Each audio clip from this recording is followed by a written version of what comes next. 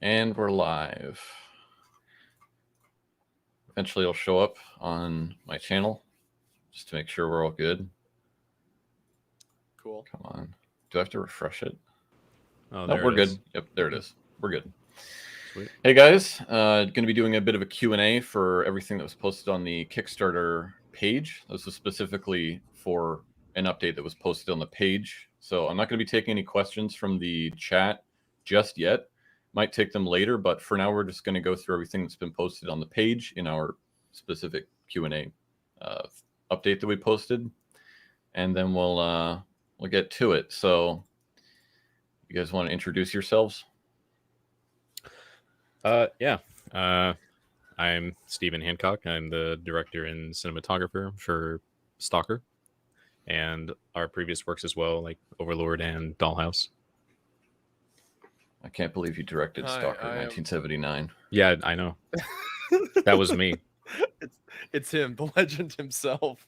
I am Wendigoon, professional internet soy jack. I came on to this. This is actually the first project I'm working on. I was a co-writer along with Evan. Other than that, my experience includes being a general internet troll on the channel, also titled Wendigoon. So, yeah, that me. Yeah, they know who you are. Yeah. So yeah, let's take it from. I could probably go all the way to the. Yeah, let me load all these. There's like 65 comments on this page. There was a ton. I saw a bunch of questions. Okay. Oh god. Why Kickstarter needs like a dark mode, man, because my 4K monitor is like really, really bright. Dude, for real. And it's burning my fucking eyes, man. I just imagine that you're in like a pitch black room, your little $5 fan in the corner. Yep, you've literally described my life for the past year. Just a closet. Steven, don't you have like an app? Don't you have an app for Chrome? Oh shit, I'd have to restart it, and then I would kick me out of streamer. Okay, never mind. I'll just suffer. Just suffer. Or let me pull this over to my left monitor. Let me just break my neck real quick. He's literally a martyr. Okay, this is a pretty good way to start, even though we sort of already covered it. In what way is Wendigoon involved in the project? As far as I know, he's never worked on something like this before. Still excited to see him working on it, though. That's from Jojo Needs Help. Jojo Needs Help. That's a fantastic name. Do you want me to take it, or? Yeah. It's directed at you. All right, fair enough. So I have a history. Ever since I was in high school, I always wrote stories, specifically horror stories to some extent. Either just like short one-page stories to 10-page stories. And it's always been something I've enjoyed doing, and a craft I've kind of been honing to myself behind the scenes of YouTube. And Evan saw a few of those stories and I suppose liked my work. So he invited me on to be a part of this project. And the two of us together both, spitballed initial ideas, began to formulate that into a script, and then continued throughout the process until we have the completed screenplay. So essentially, it's always something I've been doing, never something in this capacity. But I'm very excited and proud of the work that Evan and I did. So yeah, maybe while not a writer for movies per se, I've always been a writer. So this just seems to be a natural progression for me, and I'm very excited for it. Well, I'm trying to make your first time special. That's my goal. You're doing a great job, baby girl. Okay, loving it. So let's go to the next question. I should probably read these like while we're answering them, so that I know which ones are sort of worth answering, and I know the duplicates in advance. Look at you! You're like a professional streamer now. Give me a sec. This one's a fairly long one. Was there any specific aspects about the Stalker universe that really drew you to make a film in it, or was it more so just a cool setting with plenty of potential? Both are certainly applicable in any case. Super pumped to see how it develops. That's from Miles Townsend. Thank you.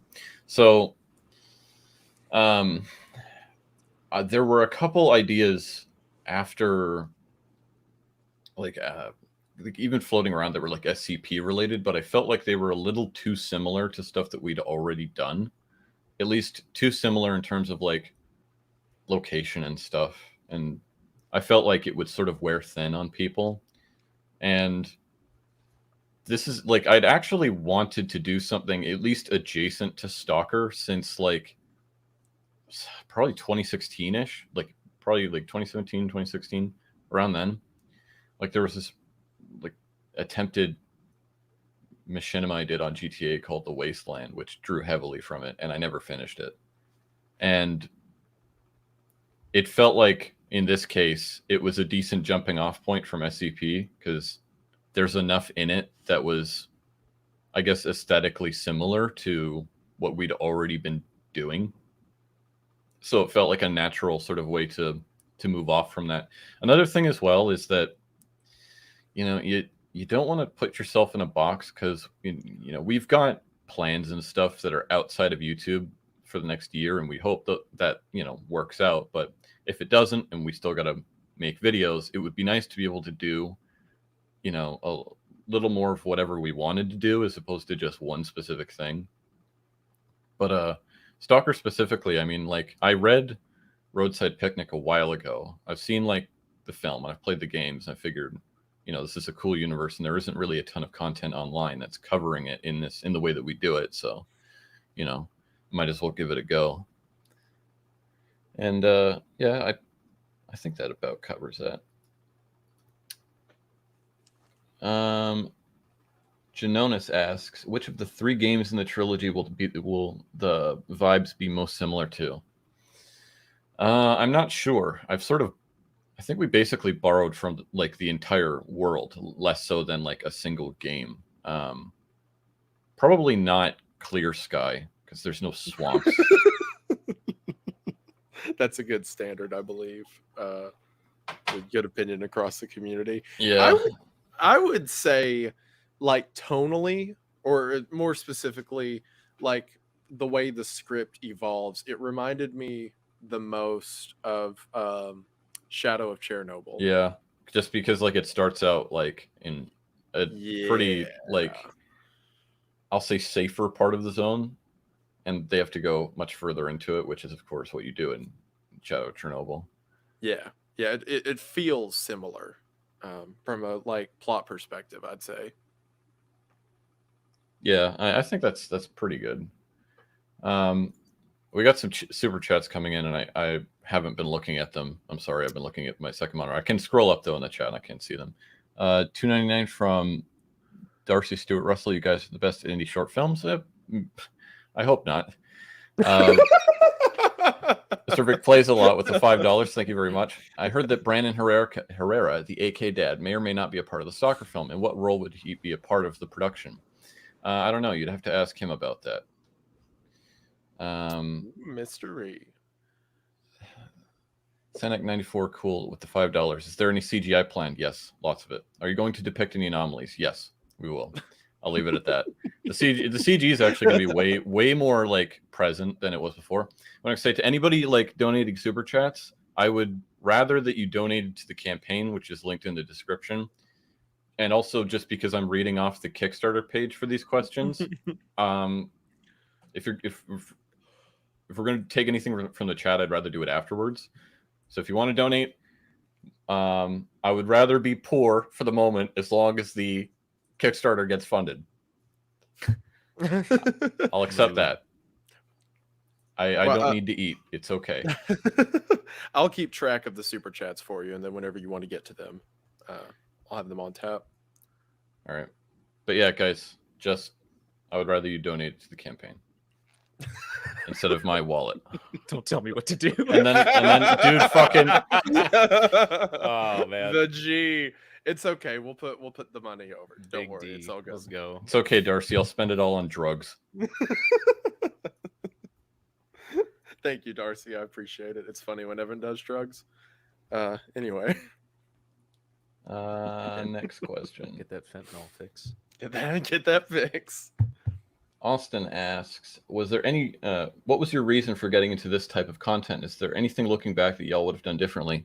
Well, I wouldn't have wasted a year on Heretic. That's a pretty obvious one. I'd put my third SCP film here if I had one. You know how much fucking money I wasted on the pre-pro and that went nowhere? Oh my god. Like, dude, I was broke after that shit. Yeah. And it was also like generally the worst time of my life. I can only imagine knowing you like now. I remember when we started that campaign, like I had just caught COVID. I was like right at the beginning. It's like, oh, that's already a great start. Guys, I told you I prayed about this one. We're good. We're good. We're good. Oh yeah. Don't worry. Slanesh is gonna you, hook good us man. up.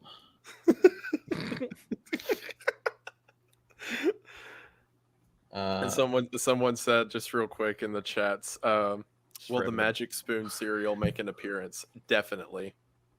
Thanks, Kayla. That's I my appreciate girlfriend. it. That's my girlfriend. Yeah. Kayla always coming in clutch. Always love you, sweetie. Always.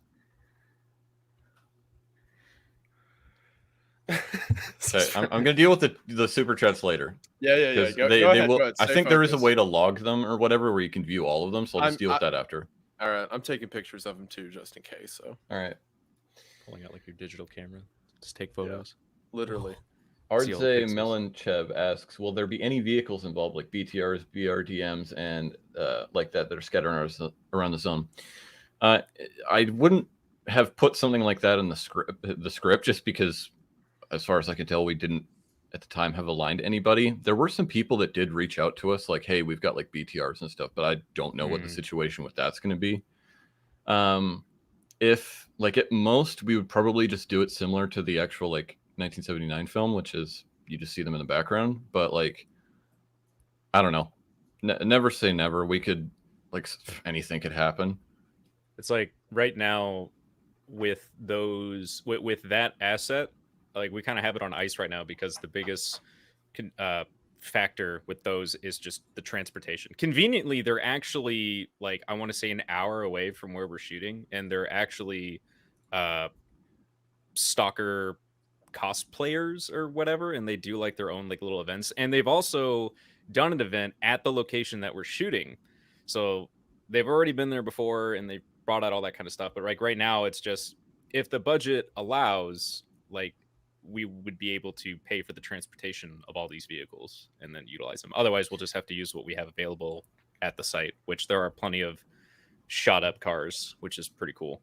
Yeah, we would have to like sort of post hoc add it into the script where it's like, hey, then this vehicle shows up, but I don't even know where we would include that yet. I mean, if we just want production value there, I'm sure we could figure it out, but I don't know yet. Bro, an APC pulling up would be fucking sick. I was thinking about it. I just don't know what scene we would include that in, but let's maybe not get into it. Yeah. yeah. No, I guess the first of many of this question. Sergio Hernandez Dominguez asks, how long will it be? The script probably translates to about, I want to say, if it was like the regular rule of thumb, it'd be like 35 minutes, but it's probably gonna end up being like 40. Yeah. I get asked that a lot. I usually say 30 to 40 minutes. Yeah, so probably around that. Just because there's like, that's the thing, is there's other sections that haven't been written yet because like we have to like go and plan out like certain action scenes, and that's just like a line saying we'll figure it out later. So that's probably gonna add like 5 minutes when we go to do that. Yeah, I would say 40 to 45. That's a safe bet. So because Overlord script was like 20 pages. No, it was 28 pages. Okay. Yeah, and that was like 35 minutes plus credits. So that was actually pretty close to the script. Let's just say it's going to be 4 hours long. All right. Okay. We're just going to stretch it out. Okay, no, this is what you do. Every time you see a comment where somebody asks how long it is, you post the Industrial Society and its future copy pasta. However long it takes you to read that book, that's how long it's going to be. If you want it, give me a minute. It's fantastic. Do you actually have like a Are you physical pulling copy out of the it? book? 1 second. This man has 0. Okay. Awareness. Okay, this is what you'll post if. Oh, it's too long. Shit, I have to cut it down. I have to cut it down to Are you 200 tr- characters. Are you trying to paste a radicalization left-wing terrorist book in the live stream right now? Just give me a sec. I need to cut it down to 200 characters. Literally a manifesto going up. I had to pause everyone. Like people are going to be joining. Like, wow, I can't wait to hear my question be asked. It's like, so we're talking about Ted Kaczynski. The first sentence, the first fucking sentence is 446 characters long. I can't even cut it down. Look, just give all the kids. Sorry, the some second sentence national is reading is- assignment. Kids, we go at look in up the this list? book. Okay, you know what? Fuck it. Just do the first sentence. There you go. Here, do that. Just copy that. And anybody asks how long it is, you just give them that.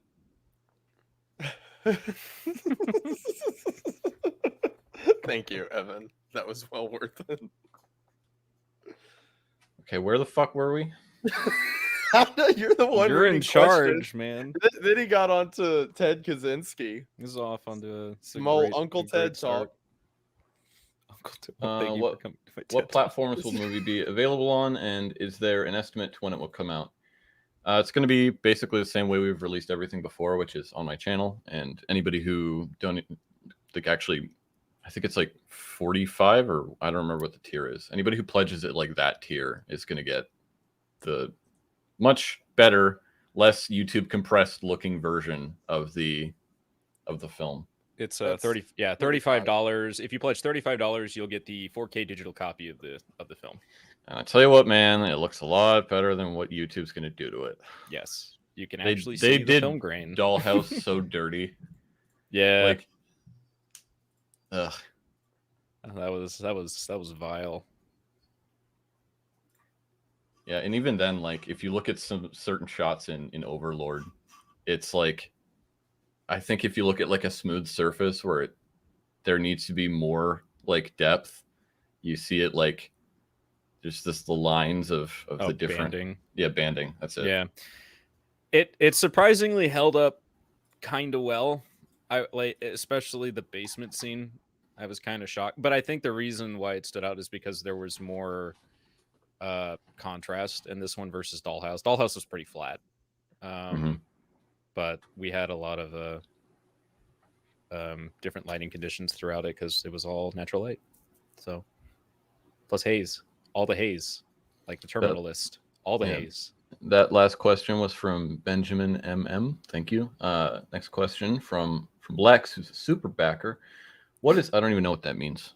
Neither do I. Probably someone who supports a lot of projects. Yeah, I imagine. What is the percentage of practical effects of CGI used? That's going to depend a lot on, like, if we have our baseline budget, there's going to be a lot of stuff that's going to be CG, but I think if we get more, like, there's other stuff that we can cover practically that otherwise would have been CG. Correct me if I'm wrong on that. Yeah, we're only using CGI for things that need to be CG. So, and most of that stuff would be, like gore, for the most part, because we want to blow some people up in this one. Yeah, but another thing too is that anyone that has ever worked with blood it sucks because it's a huge continuity problem. I know there's one scene where we'll actually have to use like fake blood or whatever for something because it needs to stay in that area. But for the most part, like, we're not gonna go full Marvel Studios and everything's a fucking blue screen because that's or stupid. Full Walking Dead where you're using action essential squibs for everything. Yeah. No, we're not doing anything like that. The only stuff that is CG is things that you literally can't recreate in real life, or unless you have like millions of dollars at your disposal.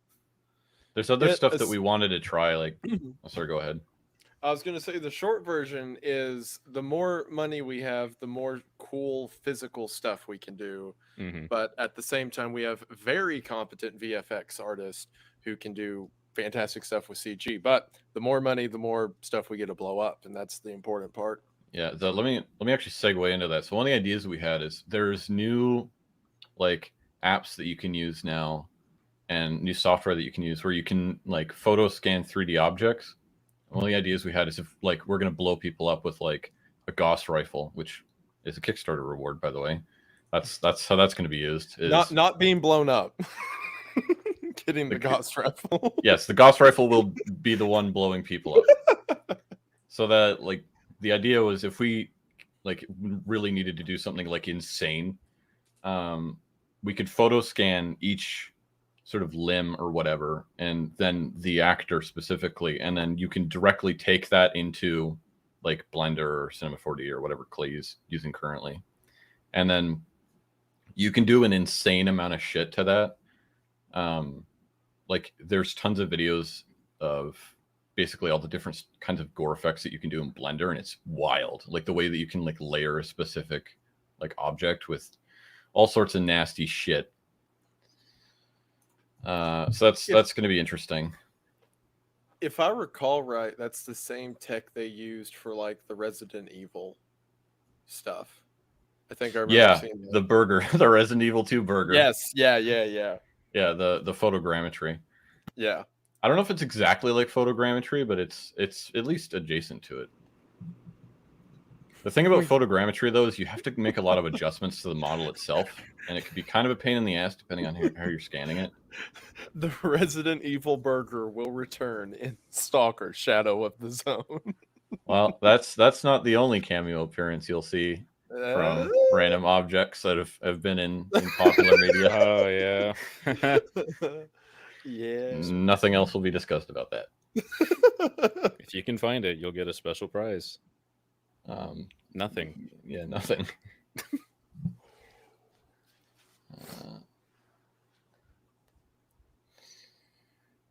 So, Second to Infinity asks, what will be the primary source of horror? I guess it'll be suspense, but will you give also focus on gore, jump scares, intense scenes, etc.? I don't even know how to describe it because there's not going to be any jump scares in it, and it's like how do we talk about this without talking about it? It's like it's one of those things where and this is also going to be with how we kind of set up everything and just like with the locations that we have, but I would say it's probably going to be one of those things that if you were in these people's positions, it's like hearing something in your house at night and you have to like get up and go around and try to figure out what the fuck it was, and it's that consistent amount of if you're from dread. Michigan, you'll understand. Yeah, it's like a looming amount of dread the entire time, but also a lot of good character moments that I can't get into. I'll describe it a little bit differently, which is like if you think about like the weird certain types of things that can appear in the zone that aren't necessarily incorporeal. Imagine the weirdest possible thing you could think of that's like existentially horrifying. It's that, and I will say nothing else. I think in my experience, the best horror or the horror that I enjoy the most comes from a place of mystery, and not just like a single one-off questions that are immediately answered, like a continuing unraveling answer over the course of the plot. And I can say that's kind of the direction that I feel this went. The thesis statement of basically every single thing that I've written for the past, like, I guess since 2019 is if only you knew how bad things really are. Yeah. And it's going to be that. Accurate. Yeah, there you go. That's good. That's the It's tagline all for the mystery. movie. It's all Yeah, we'll literally put the green text on the poster. Screenshot it, put it on the poster. Just like lower the opacity and it's somewhere in there. We'll put it in like the reflection of Crow's goggles on his. It's just a Wojak. Yeah, you can see the Wojak eyes under Crow's lens. If only you knew how bad things really are.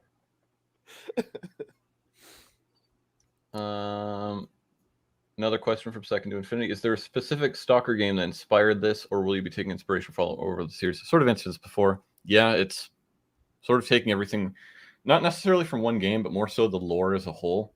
I will say, to sort of set things up, it does take place after Shadow of Chernobyl and will hint at a few things that happened in that game.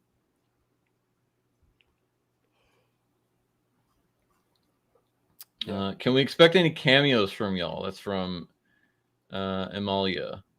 I don't even know, because like every time I've tried to be there, like something's gone wrong. So I can't even promise that.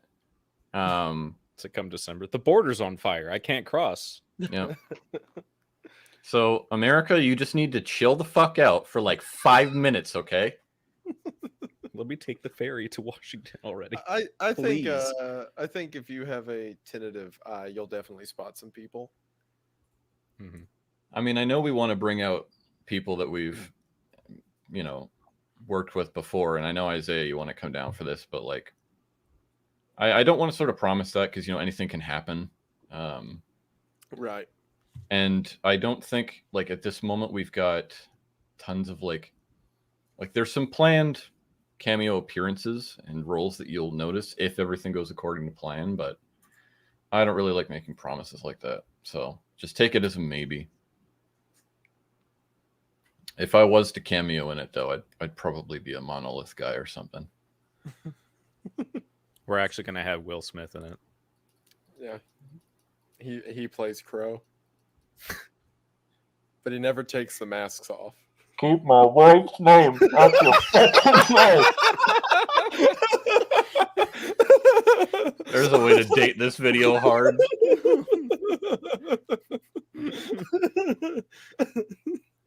All right, that was good. Next question.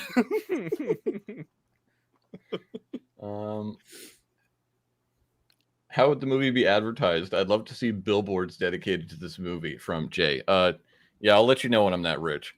It's like $5,000 to rent a billboard for a Times month. Square, we'll be there, boys. That would be fucking funny, actually. If we Yeah, if any of you guys want to hook us up. A Times Square billboard. Holy. Although shit. if you have money for a Times Square billboard, you might as well just give us the funds. They won't donate to the Kickstarter, But they'll take give out us a Times Square billboard. I hope some trust fund kiddies are listening to this. Bruh, if I have the fucking like money by then to do that, I would probably unironically do that just as like a fun flex. Someone suggested I should sell my feet pics for the Kickstarter. That should be a tier. I'll buy those. God, why even have a Kickstarter at that point? I'll buy them. Give him. Give it another week or two. We'll see where the Kickstarter's at. And we'll dox all the backers' names in the credits for all the people that own Wendigoon feet picks. CRW asks, Overlord was filmed on a considerably smaller fundraiser and it was phenomenal. Forgive me for asking, and know that I'm asking as someone proud to financially support this. Is the larger fundraiser goal here just due to creative liberties and bigger ambitions, or is it actually higher cost due to equipment or location or something else? A combination of the two. Yeah, you sort of answered your own question there, because yeah, it's like there's so many other costs that were associated. Like when we were actually writing this, we were aiming for like 150, but it's, I should just try to film something on like 90 and then like it'll balloon to 150, which is where I wanted it the whole time, art of the deal. But Right. yeah, that's how it works. You want 150 and then it ends up costing like 200 and then plus Kickstarter's take of it. I think another thing too that a lot of people don't know about Overlord is that we literally did everything. Like, yep. I was managing several different departments, because like on this, like we're actually going to have department heads for this. Like there's going to be like wardrobe department, prop master, camera department, like all that kind of stuff. Like I was doing all of that on Overlord. So because I think the only team that we had, like I had my gaffer, I had Grips, one PA, and the makeup department for when Lambert got his throat cut. And that was it. I managed everybody's wardrobe. I had to shoot everything, do everything, make sure all the blue screen and effects stuff was in the correct spot. So now we're able to, since it's a much larger project, we needed the funds in order to kind of partition out those roles, so then we could focus more on working with the talent, because we're not doing a dub with this. We're at like the Stalker doesn't have his mask on the entire time. We're working with Yeah. real actors who are going to be giving actual performances, and we need to dedicate most of our attention to that rather than everything else that we've been doing for the past couple of films. And not only that, but like I said in the Heretic Kickstarter, like the biggest expense is time. And for something like Overlord, we shot that in like 5 minutes. So it's like, yeah, the reason that cost 20 grand is because everybody like that was a run and gun shoot. Oh yeah. Whereas this, we want like way more days. Guys we were working with on Overlord too, they fucking killed it, man. Nobody complained. Not a single person. And they had every reason to. Yeah, we were just worn thin. 12 to 13 hour days, just boom, boom, boom, boom, boom, you know? And nobody bitched. Best crew I ever worked with. I hope that answers your question, CRW. Joseph Serrano asks, while researching for Stalker Shadow of the Zone from source material, give me a sec. Okay, from the source material to real-world equivalency, such as artistic creativity, what are some of the most prominent details and story elements that certified the filming in a Stalker universe? What do you mean, like what stuff we brought over that like is I'm not sure I understand that question.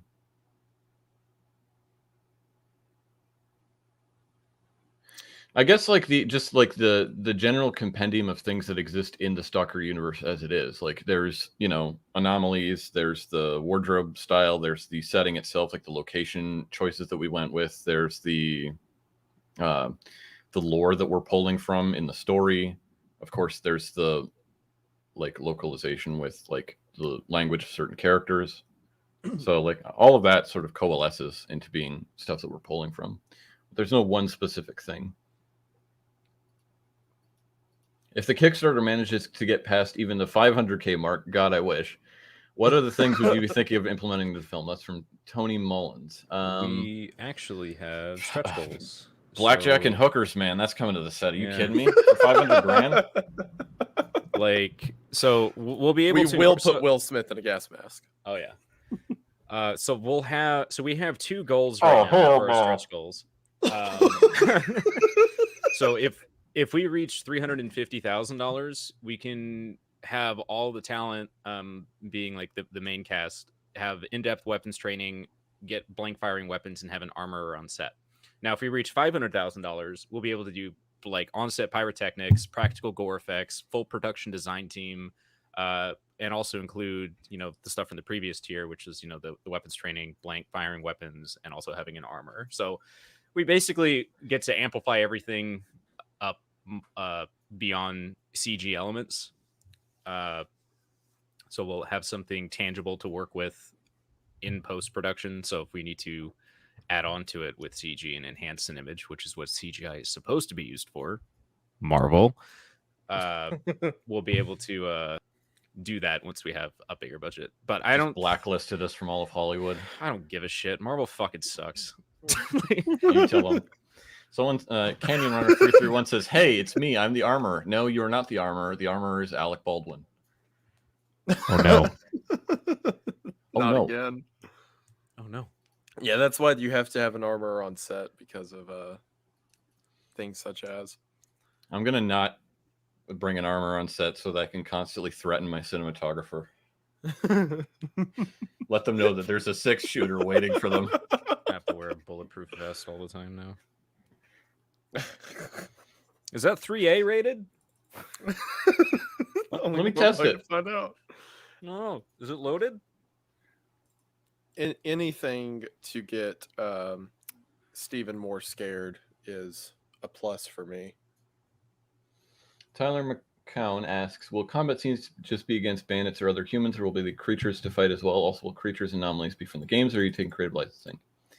So for the first question, I'm going to disappoint some people, which is that we had a scene written in the outline, which was going to be like, if we're going to throw in any like mutants and stuff that like are traditionally from the games, this is where we're going to put them.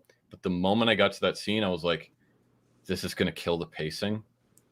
And unfortunately, I had to cut it. So anything that's mutant adjacent is going to be, without spoiling, much later in the story. and it's going to be in a way that you are not going to expect. I promise you. But you'll be satisfied with the insane fucking thing that we came up with this. You're going to be perplexed that it's in this. Yeah. Like, I'm pumped. Heretic was meant to be like the wackiest thing I've ever written, so this will have to do for now. Man, that Reeves' room though, man. Yep. God, that was good. I don't know if it's on that level, but it's pretty close. The bug man. Yeah. It's definitely going to stay with a lot of people. But yeah, if there's going to be like bandits and monolith in this, and you're going to see lots of killing. You'll know that pretty quick once the short starts. And the violence is going to be really, really graphic. Yeah. I promise you. Definitely wanted to start off. You're going to be shocked at how far we're willing to go with that for a fucking YouTube video. Yeah. Hey man, it's YouTube, right? So we get demonetized. It's too graphic. Yep. Well, luckily there's like a thing that gives us an out because it's like it's going to be past the 30-second mark. and then take like it 31 seconds. Yeah.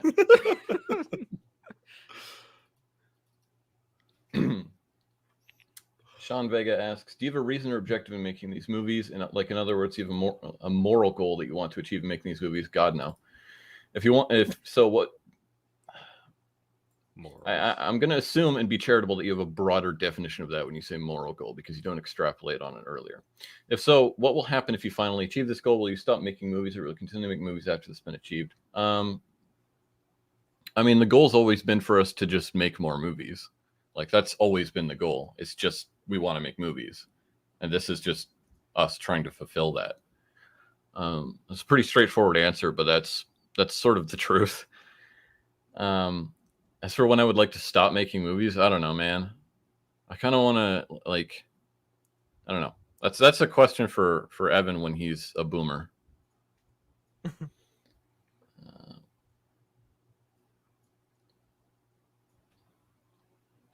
Will any of the Stalker mods, this is from Moses Porter, will any of the Stalker mods play an inspiration for the film Anomaly, or like from Anomaly, I assume that's what you're saying, or will it strictly be what's represented in the game's aspect? There were some people that were really concerned that we were going to pull lore from Anomaly, and I haven't played enough of Anomaly to be able to like actually know what stuff they added, because everything that you've seen in the video from Anomaly was me just getting footage.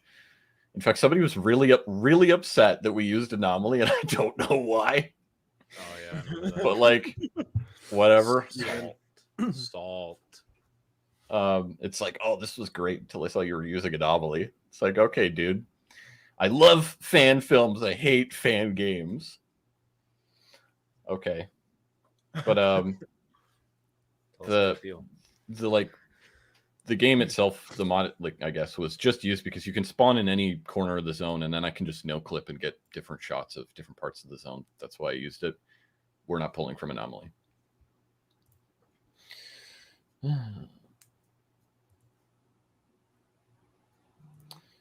Gold Jack Face asks, I love all the stuff you guys do and hope you have an amazing time making this movie. Thank you very much. I would love to know what part of this project you are most excited / most anxious about. Well, we've never had to film action before, so that's both something to be excited and anxious about, because we haven't had to film like a big gunfight. I think the biggest thing for me is the stuff that I don't have control of, which is the weather. And there is a night op in this film where we're actually going to be able to use real night vision this time for all of those people that bitched in our previous movies. We can't see the green on their eyes. Well, we're going to use real ones. Yeah, and if you get mad at them, they love it when you get mad at them. Yeah. I'm so mad at all of you. So you're not allowed to be salty. You can't be salty. Yep. You just have to sit there and take it. So we partner with Goon and Gear LLC, and they're going to be facilitating that stuff and IR lasers and stuff, which is pretty dope. But one of the things that I'm worried about is that conveniently, the first week of shooting, there is a full moon on one of those nights, which is perfect because I wanted to shoot the entire night op under just the moonlight. And I was going to use the A7S III for that because that camera is designed to work in extreme low light measures like that. Because I hate simulated moonlight in movies because it looks terrible. Every time I watch a movie, I'm like, oh wow, look, that's a really bright light off camera, and then you can see the moon in the shot. It's like none of the lighting here works, and I hate it. It's annoying. So I want to be able to see the stars in the background, everything, silhouettes and all that kind of stuff. And you'll also be able to see the green on their eyes because of the sensitivity of the camera. But since we're shooting in December, if it's cloudy during the night, then we have to do source lighting, and I really don't want to, but I'm willing to take, the creative L on that one to get the job done. So I'm really hoping that we have a clear sky, no pun intended, that evening. I didn't even notice. I didn't even notice it till he pointed it out. Let When Did Dad know we all love him and want more Sunday school episodes. There you go, Isaiah. Oh, that's so sweet. I also want more Sunday studies episodes. When are you going to do one about Job? Come on. Don't be a pussy. Don't be a pussy. Keep hardballing me with the worst. I did a podcast a couple weeks ago where I spent an hour talking about Job and its purpose and its intention and all that. So it does exist. It's not Sunday studies. It's not Sunday study. I count. do have a couple projects planned that are going to be a bit bigger than Sunday studies. I want to do a video about the Apostle Peter pretty soon, and I'm also planning a video. Sorry, that's not Job. I'm also planning a video about biblically accurate demons soon. So I was gonna mention this, by the way, dude. I've seen like actual venom from people like that. You popularized biblically accurate angels. Yeah, they're furious. It's like, not all the angels in the Bible are like that. Some of them appear as humans, but everybody thinks that they're all fucking like GameCube discs now. Like that's what... Opium. After that video came out, I got emails for weeks. I was like, "Did you know what you've done to religion?" Like, bro, the HP Lovecraftification of the Bible. Which, for one, I also mentioned in the HP. I hate you so much. For one, I mentioned in the video that they also look like people, and it's a hierarchy, not just one kind, right? But people, they're like, "No, you brought up the flying spaghetti monster. You're not welcome here." So that was completely. Wendigoon has been excommunicated. The Pope told me. When I was so wrong, I got excommunicated from a religion I'm not a part of. The Pope unsubscribed from Wendigoon's channel. No, dang it! He keeps doing that. He's ratioing you on Twitter. No, he can. He's on Twitter all the time. Can I go ratio the Pope right now? Hold on. You might be able to. You could do it. I'm gonna try. What's the next question, Evan? Protestantism wins one. About to start another 30 years of war in my chat. I'm about to start the next Reformation. Yeah. You're going to be Martin Luther posting the next great shit post that takes 1 million lives. I'm doing it right now. I'm replying ratio to the Pope. Okay, while you're doing that and making all my Catholic subscribers unsubscribe. This is actually a pretty decent question because I saw some people asking about this. From Bacalate, will Nimble, Scavenger, or / Loner faction characters that's been in all 3 Stalker games make at least a cameo appearance in this? I have decided not to do any characters that are directly from the games, just because that's another variable that we would then need to worry about.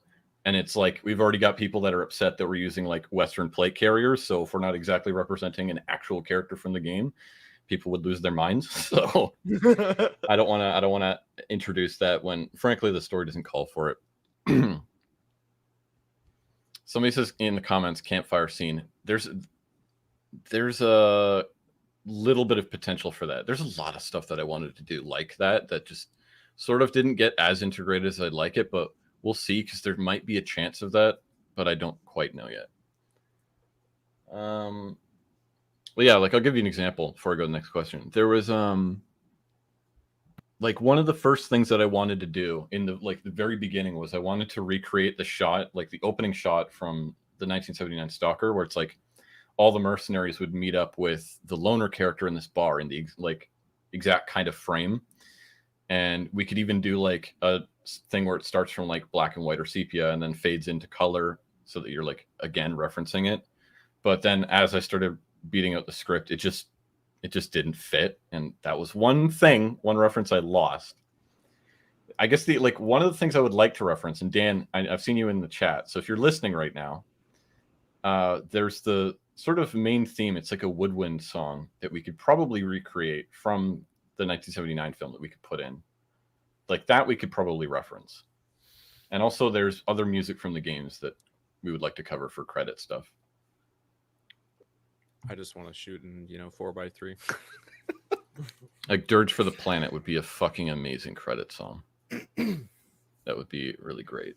And I know exactly who I would get to help me cover that.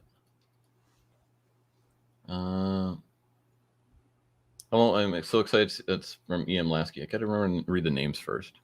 Hello, I'm so excited to see how this project will turn out. Are you guys going to use rubber/retractable weapons or real guns firing blanks? That depends on budget. And I don't know about rubber weapons because I think you only use rubber weapons if like you've got thousands of people on screen and you just need them holding something in the background.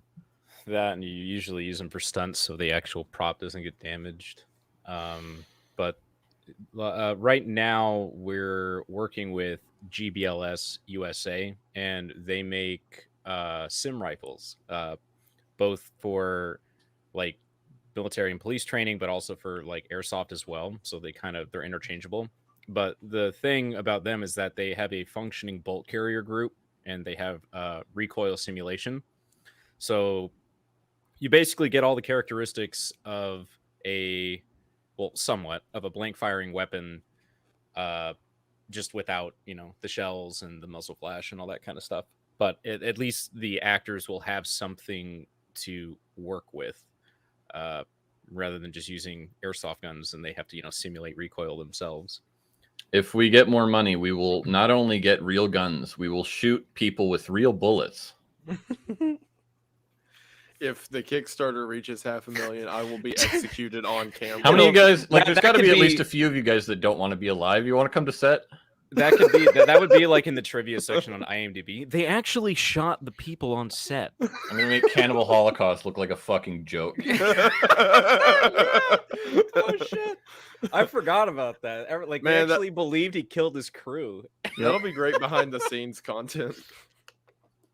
I can't wait. That answers your question, Lasky. Why is there a The- live leak That watermark above picture my head? of Yeah. that picture of me as the soy jack's gonna be me pointing at Evan executing the extras. We're gonna get canceled before this movie even Yeah, comes out. it just happened. We are professional filmmakers. Please give us money. How long would you say this planned to be? The Industrial Revolution and its consequences of a disaster for the human race? Thanks, Colin McKay.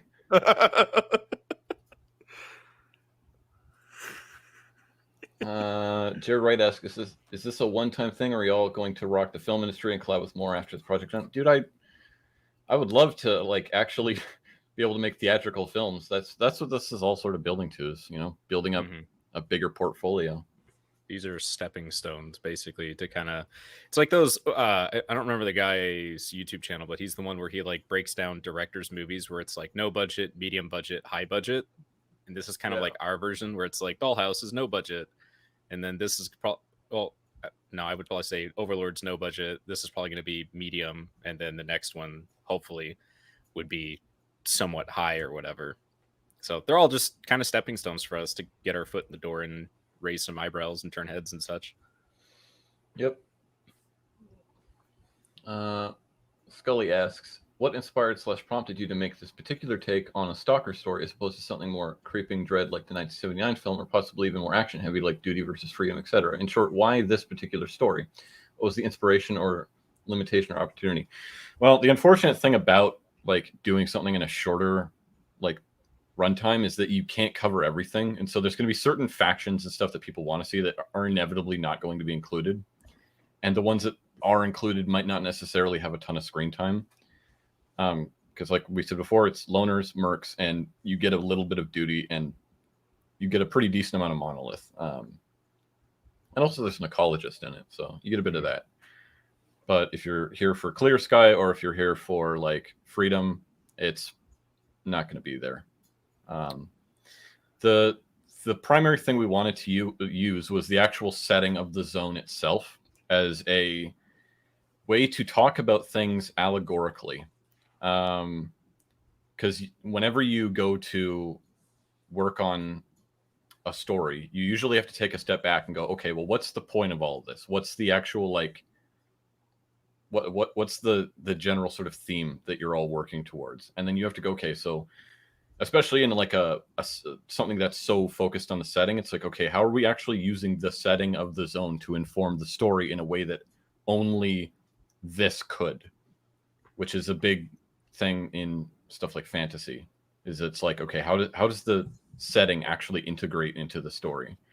And so I'm talking about this without actually talking about it, which is that I'll just say, I think you'll be pleased with how we use the zone to inform what the actual story is about, but that was our primary focus. And the characters we chose were just what was most compatible with facilitating that.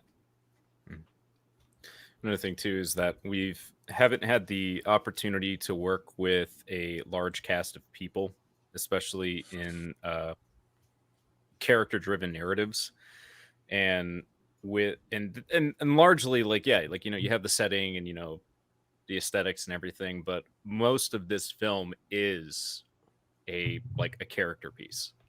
It is about the people and primarily the loner in the film. So we felt that it was also something that we should do now as like pretty good practice before we start taking on larger projects that we have planned in the future. I'm confident that we'll do pretty well with it, especially if we're working with actual actors this time around, rather than like, you know, like volunteers or people that are like, you know, friends of ours, like a neighbor or whatever. So it'll definitely be something new for us, but also for everyone else that will be watching it, and I think everyone will be happy with what we put out. Next question from Leo Caseta is, what would you say this movie is rated? R, PG-13? We've already sort of covered this, but it's going to be a hard R. Yeah. You will figure that out very quickly. Yeah. I don't think there's that much swearing in it though, compared to Overlord. Yeah, now that I think about it. Yeah. It's pretty tamed, like, on the dialogue. It's mostly all in the visual aspect that's yikes. So the next question from Wesley Gomez: what led you to pick Stalker and make a story based on it? Did your previous work influence the decision due to the similarities between the zone and the SCP anomalies? We sort of answered this question already, but yeah. It's just seems adjacent enough to the stuff we've already been doing to where we can pretty much jump off all the stuff we've already done for SCP. Because it's like, you know, you've got, I mean, some tactical stuff, and then you've got the paranormal stuff, and you've got the anomalies and the sort of cosmic horror stuff. And I mean, you guys have seen that on this channel before, so it's not that much of a departure. Another thing too, it was an idea that was kind of tossed around the room when we kind of had an idea that, oh, Heretic is going to fail, and we were just kind of sitting around like, what are we going to do? It's like, let's just do a Stalker film. So while the campaign was actually still going, I had already started researching the original like movie and everything, like broke it down, watched it, and then started doing my own research on the games and stuff. And then we just kind of like hit the ground running with this project to get it up as quickly as possible. But yeah, I mean, like there are like the content is similar, so we don't think it would be too unfamiliar for our current viewer base. But also we didn't want to pigeonhole ourselves with just being the guys that make SCP content. You know, Mm-hmm. we want to show that we can do other things, and it's not just like military dudes raid a house and spooky shit happens, which is literally Dollhouse and Overlord. And Overlord is just, you know, the, you know, juiced up version of Dollhouse. Yeah. So Max Hopkins asks, how are we going to implement mutants and such into the story? Oh, you'll see. You'll see. It's gonna be gnarly. You will not predict what we do. I promise you. Another one from Max Hopkins. Actually, no. Whoop, I just scrolled and lost my spot. That was the same question. From Chris Olson, what locations do you have in mind for scenes? What we'll be using for prop weapons? We've already sort of gone over the prop weapons, so let's do. You want to talk a bit about locations? Yeah. So we we're pretty much looking all over the United States to find a proper setting that was pretty congruent with the geography of Ukraine. And we found a place in South Carolina called Government Training Institute. And it is a decommissioned nuclear facility from the late 70s, which lines up pretty close to, the actual Chernobyl disaster by I think 6 years prior, though. So we went up there, and it's a place. It came recommended by my buddy Corey Haynes, who was Jansen in Overlord. You can look him up on Instagram under Tactical Dork. Good plug. And he was telling me about it because Milsim West plays there a lot. So we reached out to them, and I drove up like an 8-hour drive or whatever to go check out the location and everything. And the property is fucking massive. It pretty much has everything that we need except for one scene that we'd have to maybe drive 45 minutes away for. But we wanted to not move around as much as possible. We wanted to find a place where we can do everything in one area, and that's it. And this place pretty much came with everything. It came with the nuclear facility. It came with control rooms, a colossal forest for us to move around in, rail yards, all that. So we've been working with them for the past several months, trying to negotiate a good price for us to rent this place, and also have on site room and board and stuff, because the hotels there aren't really that awesome. That's what they told us. And I can confirm because I stayed in one. But we had to do our best to try to find something that is similar to the world. Obviously, we can't really go to Ukraine right now, so we had to work. Unless you guys give us $500,000. Yeah, we'll hit up the boys, make a Tarkov, and see what's good. We will literally go to Chernobyl. You will get real shelling in the film. I will get thrown in the nuclear reactor. We're gonna get close-ups of the elephant's foot. Steven will, not me. Yeah, you have fun with that, man. I'm gonna sit on that shit. I want big balls. I'm gonna eat it with a spoon. Yeah, looks delicious. I'm gonna eat the elephant's foot. They can't stop me. That's like a Nicolas Cage meme. I'm going to steal the elephant's foot.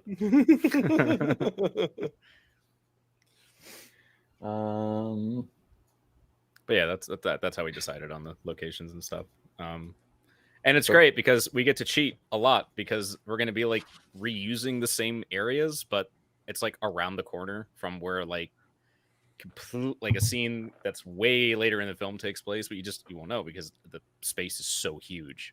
And they got everything we need. They got generators. Insane. Yeah, you can see some pictures of it in the Kickstarter video. There's a few, but that's a fraction of them. Yeah, they have generators there for all of our lights, which is great. They have cranes if we need to prop anything up. They had something else, large warehouses and everything as well, which is pretty cool. And they have a gym. It's awesome. It doesn't matter if we make a lot of movies and they're really successful. Eventually, everyone's gonna years will go by, centuries go by, people will forget us. But if we eat the elephant's foot, we will be immortalized. That's true, yeah. They will never forget the guy that ate the elephant's foot. You either die eating the elephant's foot or live long enough to become an irrelevant filmmaker. Yep. What's even the point after that? You'll probably get superpowers. Your life will be like a movie anyways. Sure, Evan. Let's try it out. What question did I leave off on? Sky Chow asks, what factions are going to be represented besides mercenaries and loners? We sort of already covered this, but it's primarily going to be them. You'll see Monolith, you'll see Bandits, you'll see Duty. That's who you'll see mostly. And Ecologists.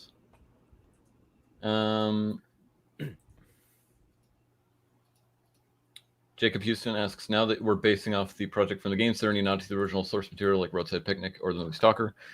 like I said, there were things that I wanted to add that like I had planned initially, but as the script moved along, they sort of got phased out just because they didn't mesh well. Roadside Picnic's a bit tough because that is like that book's mostly just people talking about things. The sections, like there's only like I think 2 sections where he actually goes into the zone in that, which is like at the beginning and at the end. If I remember, it's been a long time since I've read it. You could like reference the last line in the book, but like that would be so on the nose. But yeah, like I said, with the film, like go ahead. visually, the biggest takeaway from the film that I had was just the vibrancy of like color, especially in the zone, because it's like a lot of green, and how the character skin tones really kind of clash with that, where they just kind of stand out. Because I do plan on doing a film emulation for post workflow to kind of make it similar to the original. But also, like, we haven't really decided on an aspect ratio yet. No, either. no, Yes. no, no. Fuck you. Don't do it. No. Yep. Yeah. I'm already.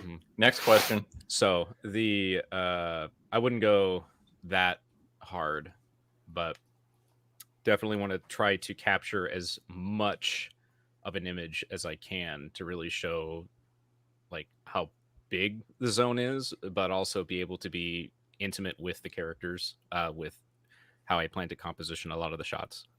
4x3 is like an aphrodisiac to Steven, so don't mention it around him. I'm actually more keen. I'm actually more partial to 3x2 at this point, because it's kind of a fuck it, man. Just film an iPhone aspect ratio. Just get it as tall as possible.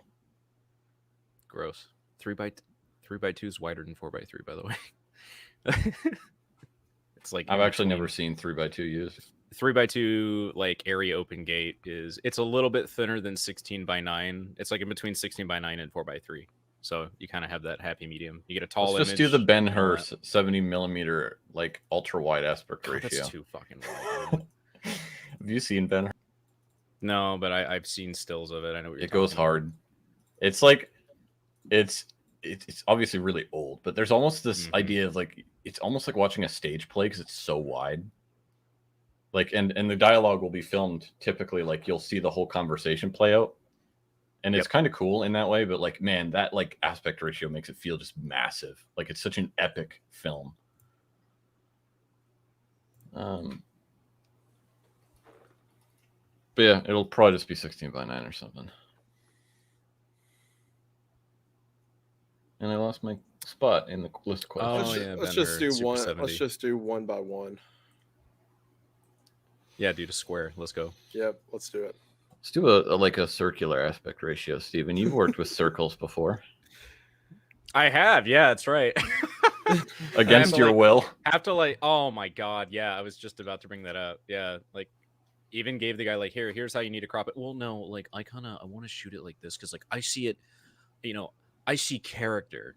It's like, no, dude, this is like I shot this in medium format for this reason. Like you need to crop it so it's the correct aspect. Stop fucking up my image. The video never. Okay, Steven. It's okay. No, it's not. It's okay. So mad. That's why I don't work for other people.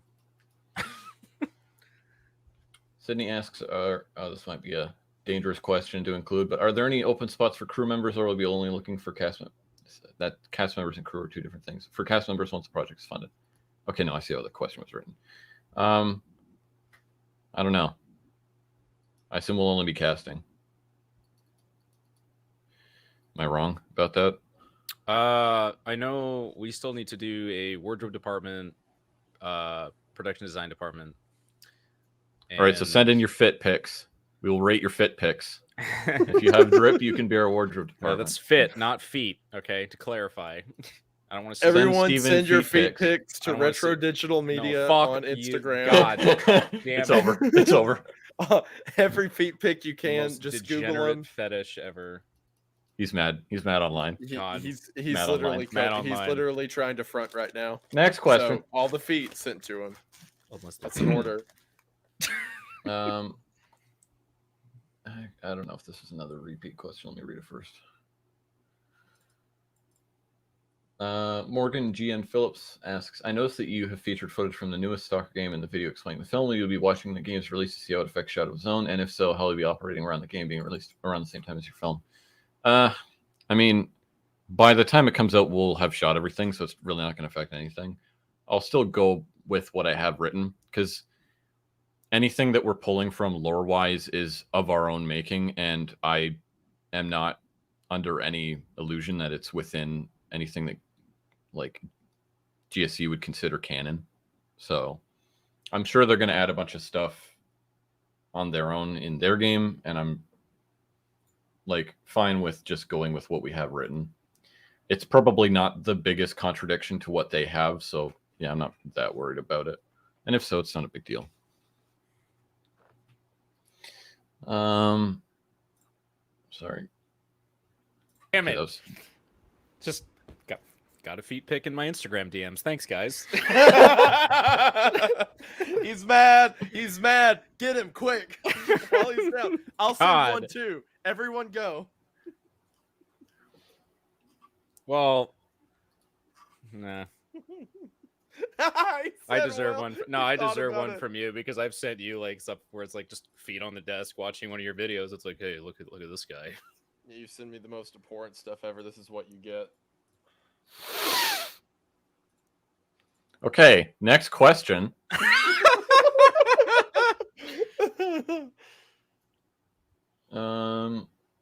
Is the story based on a location / event that can be found in the games? Well, the thing is like even if we actually it's not true. There are locations that will be directly from the game. Like Rostock is going to be in it for sure.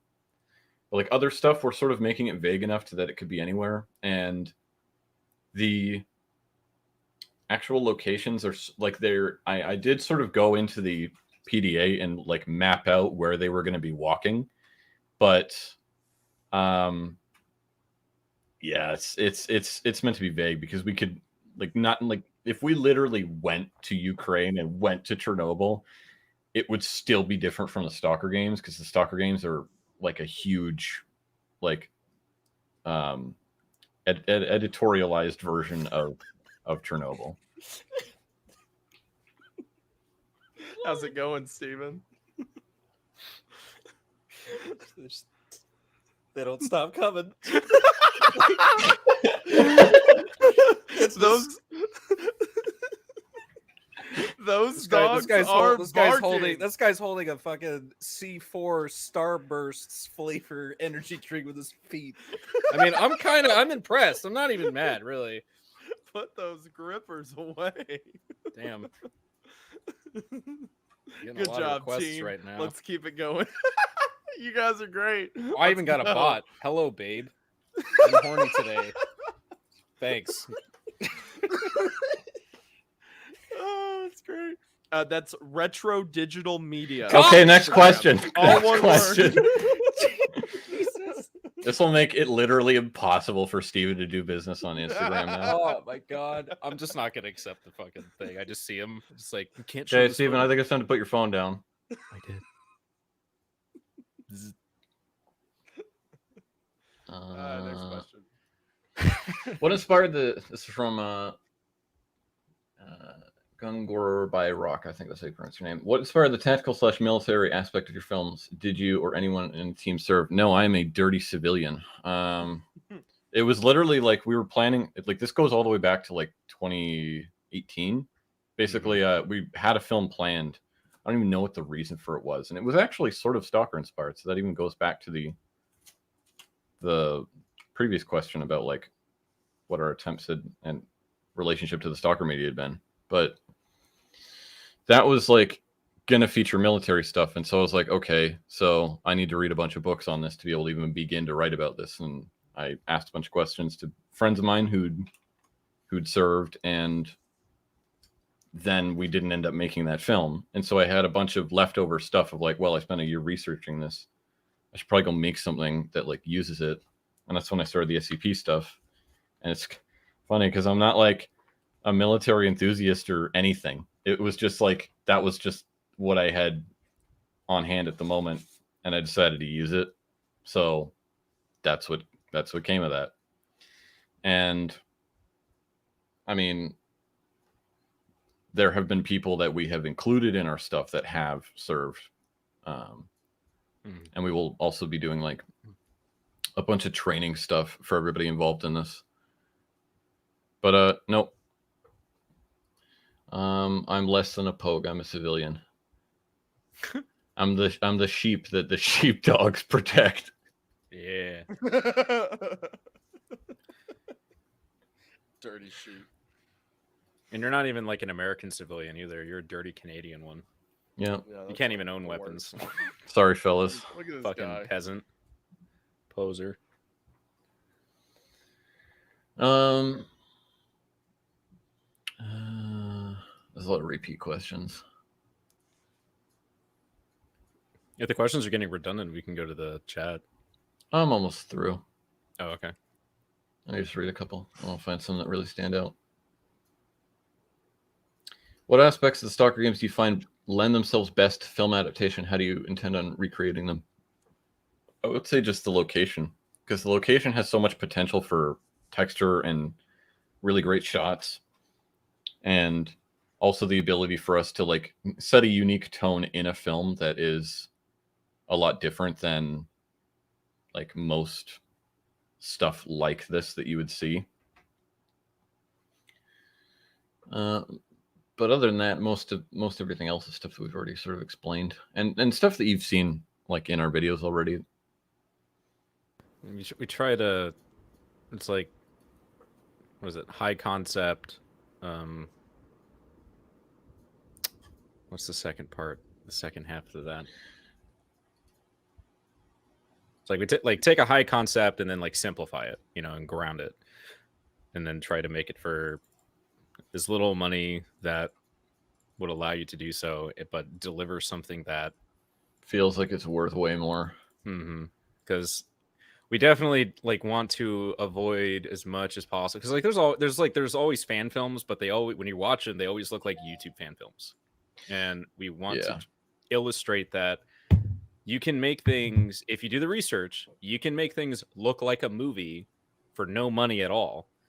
And that's something like we really want to show, like, and there's adaptations of fucking games out right now that have multi-million-dollar budgets, Halo, and they're trash.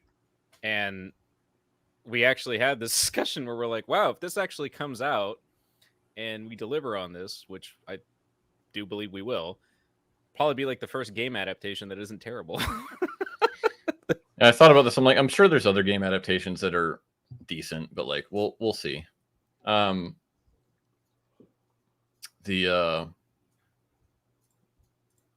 seeing a lot of people asking about like, oh, is this YouTuber gonna make a cameo? That depends on them. That entirely depends on them. That's not up to us. And I'll leave. Yeah, Drew, if you're watching this, square except up. Except Drew. No, Drew's probably gonna be there. Like, I can say 85% chance that he's. We will go to his house and we will drag him. Just kick in the door. It's like, sorry, Chelsea, we're gonna borrow your husband for a minute. He's the one who's gonna get executed on camera. Get off the LED keyboard, son. You're going to the zone. He'll just be playing DCS in the middle of a stream. We just grab him. You boys like the zone? You just see a jet fly into a mountain. Where do you go? Come to Brazil. Yes, if the movie gets 1 million views, Crow will say, "It's me. I'm the shadow of the zone." If $1 million raised, I mean. We do. Okay, we really are in the shadow of the zone. We do plan to actually do shitpost, like, takes on set of that, just to have for bloopers. Right, for the bonus content. Yeah, it's gonna be. Oh god, it's gonna be. So don't worry. Everyone who's like, will Wendigoon say, "All right, it's stalking time"? Don't worry. We're here. We're in the shadow of the zone. It's me, Crow. He didn't say that. I'm the stalker. I'm the shadow of the zone. Roll credits. He said the name of the movie. We could make that the last line technically. God, I already know how I would want this to end in a semi artsy way that's extremely pretentious. Someone's asking, this comes from Tyler, if this movie is fully funded and the film's a major success, would you be interested in a sequel, or is this a one-off? Basically, everything we do is a one-off, because everything we do after it is like, we want to step it up and do something more ridiculous. All Darcy Stewart Russell, who's donating before, asks, when will you be doing the live stream? I don't know, man. I'll let you know. Verdict's still out. Oof. It's stalking time. And Someone's asking about like physical discs and stuff. Steve, you want to explain that? No. Yeah. Nobody has DVD players anymore, unless you Yeah. like unironically do stuff on your Xbox or PS5 if you have one. No, everything is all digital. A big reason why is because a lot of people don't. I still have not figured this out, but a lot of people don't know that the file sizes of the films that we make are massive. Like Overlord, I think, like I was able to compress it reasonably without it deteriorating the image, and the final product was like 25 gigs, and you can't fit that onto a disc, even a Blu-ray disc, if I remember correctly, because most of the discs that you can find and most movies that you can download if you wear your pirate hat are usually about like a gig to 3 gigs or so. Yeah. But still have high, but they still maintain their clarity. I don't know how they do that. Yeah, I don't have a clue. Even Clay, we asked about this. Like he uses something specific to compress the stuff, and I don't know how the hell he does it. Yeah. So, and it's also a big thing too is that that creates more overhead for us, and that cuts into the budget. So it's easier just to give you a digital copy of it. It's like, here's the raw. Yeah. Do whatever People you were want. asking about this as well. Is like why we didn't have like standalone stuff for that, and that's a similar reason, because at the end of the day we would still have to mark that up a lot, so we would rather just include all the other stuff. So yeah, Shadow of the Zone will be releasing on vinyl. No, fuck that. Laserdisc. It's gonna have your exclusive Laserdisc art.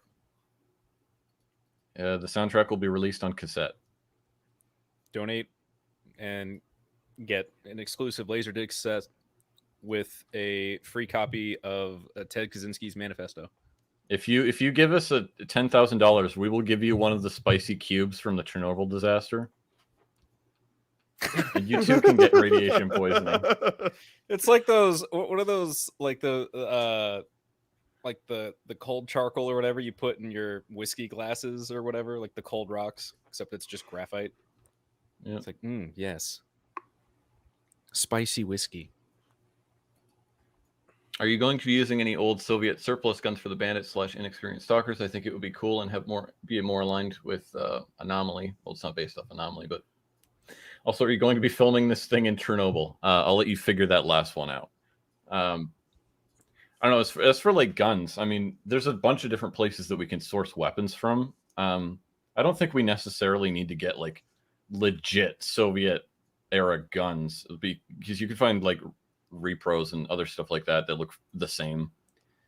Although a lot of the stalkers actually use just regular double barrel shotguns. Maybe we could throw one of those in there. I don't know.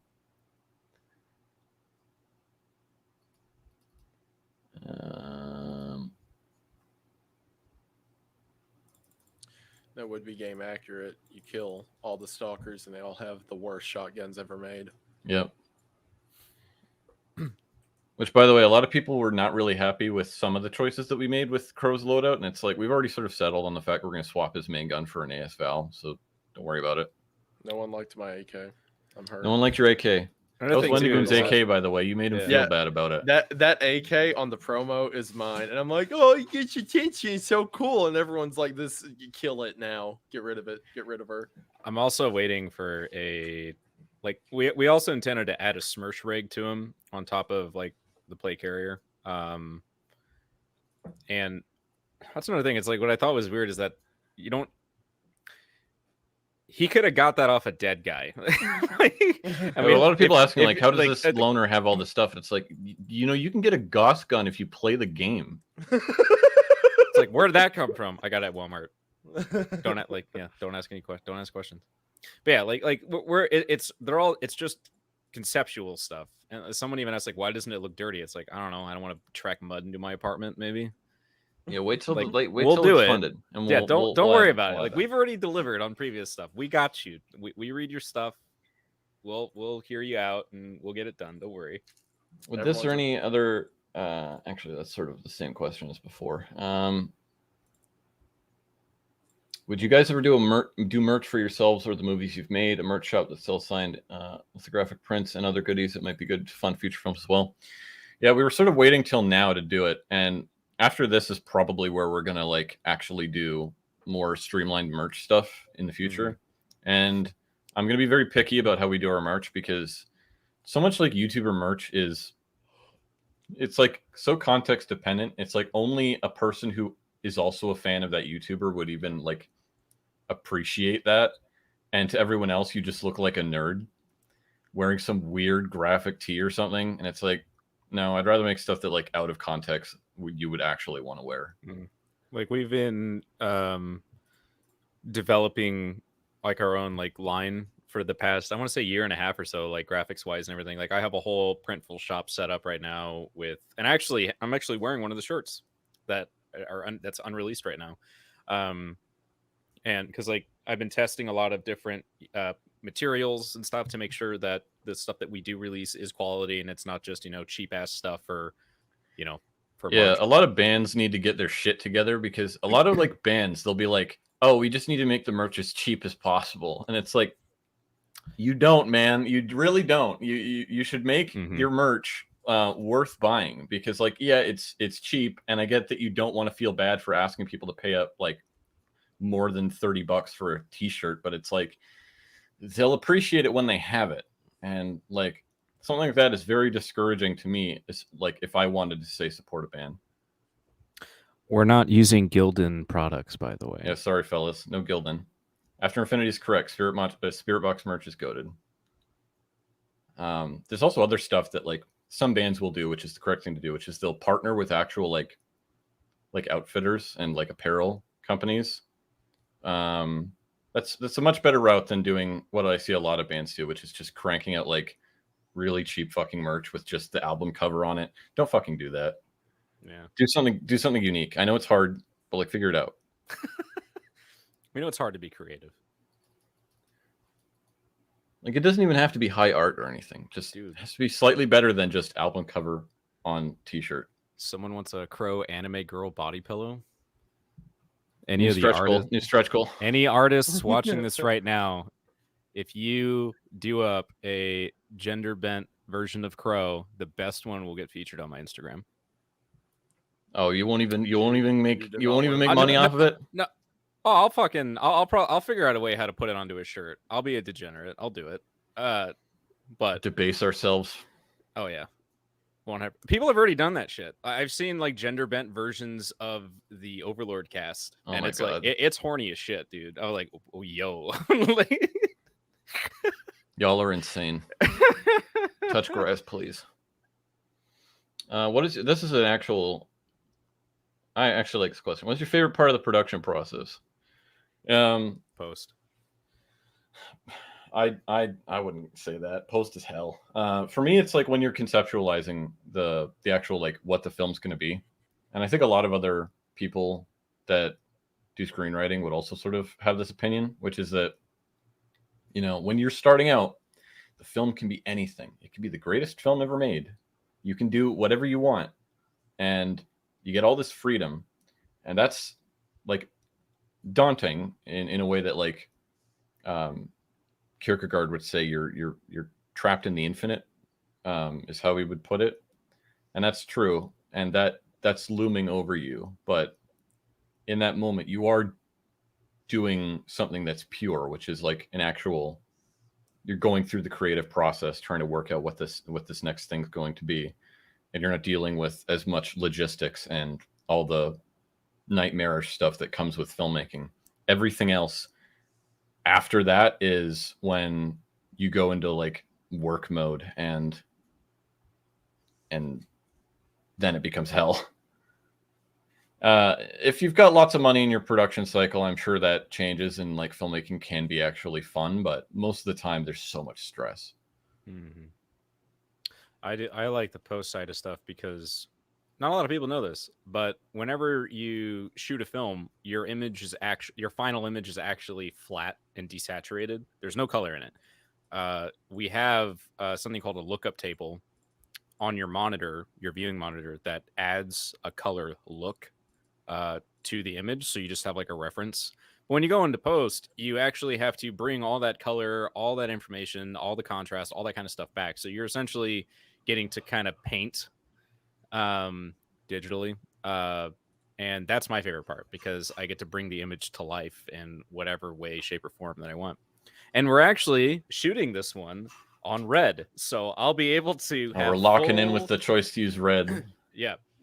So I've worked with I used to own a red. I've worked with red codecs. I fucking love it. It's probably the most streamlined video codec I've ever used. Yeah, we've had nightmares with other codecs before, haven't we? Yeah, like because the previous films we were just using like 8-bit ProRes out of the because the cameras we were using were that's just the highest bit rate that they had. So you kind of had to white balance, like color balance everything perfectly, and then if you wanted to change the look, you had more room to work with versus like having a cold image or a warm image. You had to keep it perfectly center, and since you don't have a lot of color information to work with because it's a consumer camera, you have to really understand what your post workflow is going to be for that and how far you can push your image.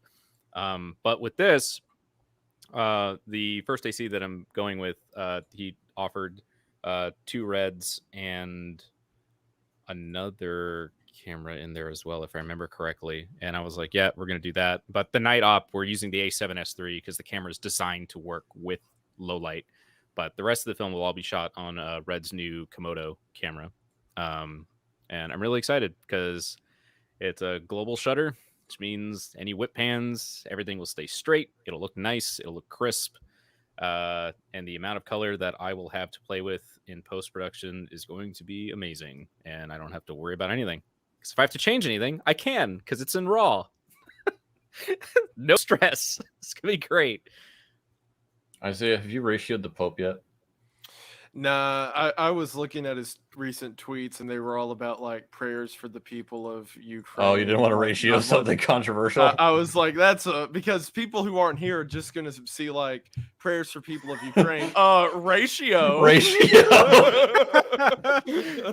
Be kind of based. I have always wanted to ratio Pope Francis. The Protestants will rise another day. You would have to but not screenshot today. it and then make it your YouTube banner for at least a month, just to flex. I Like, would frame it if I was able to ratio like the Yeah, leader Martin of Luther the would be biggest proud. religious movement in the world.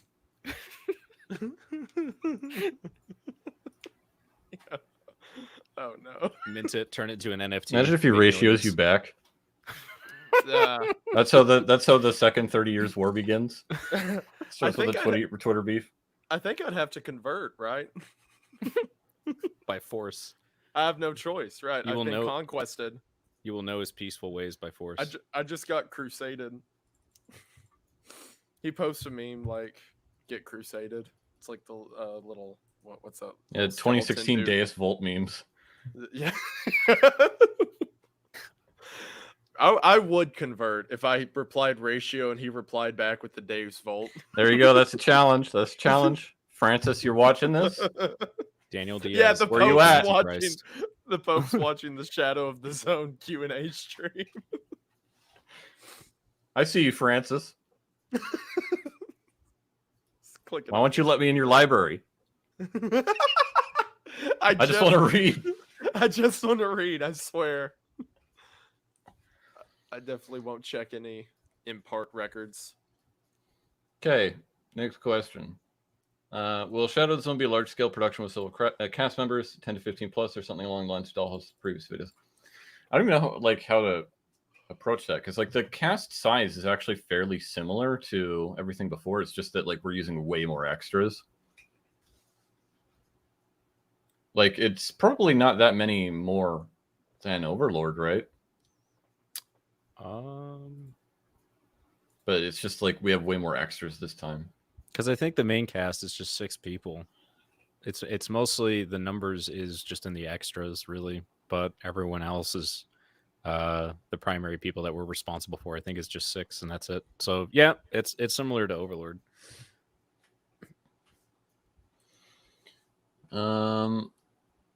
If Shadow of the Zone is successful enough, will you try again with Heretic, or is that idea being put to bed for now? I'll let you know some other time. This is sort of something we were discussing before, but I guess I'll address it. Hey, something on Reddit. Some guys were wondering about the coherence of Crow's equipment with the modern gun and the old gas mask. I heard you were looking at replacing the weapon. Is that happening? Yeah, we already went over that. It's probably going to get swapped. So I'll take care and good luck with the movie. Thank you very much. In regards to the weapon swap, though, I did post on my Instagram if anyone has, like, and I'll take an airsoft one. If you have an airsoft VSS or an ASVAL, but if you have a VSS with real wood furniture on it and you're willing to send it to us for do some promo stuff within like the next week or so, hit me up on Instagram at Retro Digital Media. Yeah, man, go through your replies and find any of the ASVAL pictures. I'm sure that'll be fun. There's 6 replies waiting to be seen, and I'm scared. I got one of a guy closing a C4. Yeah, you told us. Clacker. No, this is new. Oh, this is new. Yeah, the no, like the actual C4 like detonator. Oh, squished it together. Heels look really good though. Another question about mutants. We've already sort of covered that. I genuinely think you guys are going to really like the idea that we have for this. And, you know, it's sort of later in the film. I wish I could talk about it, but I can't. It'll be worth it. How long does it usually take to shoot a film like this? We're going to do it in 11 days. Yep. So just over a week. So, now that's actually shooting, though. But currently the actual time frame is going to be December 1st through the 17th. So the first 4 days is going to be prep days. Our military advisors are going to be working with the talent and making sure everyone is, you know, safe, knows how to use everything properly. And we'll also be setting up different parts of the set. And then, because I think that's going to be like a Thursday through Sunday. And then Monday through Saturday, we're shooting, take that Sunday off, and then another Monday through Friday. And then we leave on Saturday. Someone named Pope. Yeah, I'm watching this. We repent. I'm sorry. Understandable, sir. I will convert to Catholicism. You can't keep getting away with it. But anyways, yeah, that's all I guess got to take us. Now the post aspect of it. Oh my god, he just keeps coming. You can't keep getting away with it. This is exactly understandable, sir. I will stop this right now and go straight to mass. This is exactly what happened in the Holy Land. It's happening again. Please. Oh, I'm gonna pay you $5 to upend your worldview. POV, you're a 12th century Middle Easterner. Knock knock. Oh, it's the Knights of great. Santiago. Thank you. Somebody asking we kind of already covered. When will this movie take place in universe, and what events which happen in the games will influence the events of the film? Basically, everything that happened at the end of Shadow of Chernobyl is pretty much going to be covered. Or it's at least going to be mentioned and will be relevant to the story.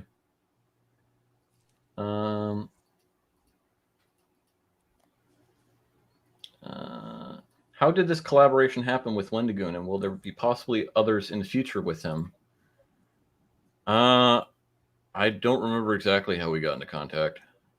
Chad. Oh yeah, So, this actually Chad, goes right? way back to Chad. This is Yeah. again, everything always leads back to this motherfucker. So my roommate, who we've known for a while, introduced us to Wendigoon's content back when he was, not a big deal. And then it just kind of like, and then we found out that he was you were in our server for like a year whenever Overlord came out. You were not only in our You server, made but one the only comment. thing you had posted was about Robert Pattinson jerking off in the lighthouse. That was the only fucking thing and that then you you left. posted. Oh no, And you were then still you there, but you left. like never came back, never interacted with anyone ever again.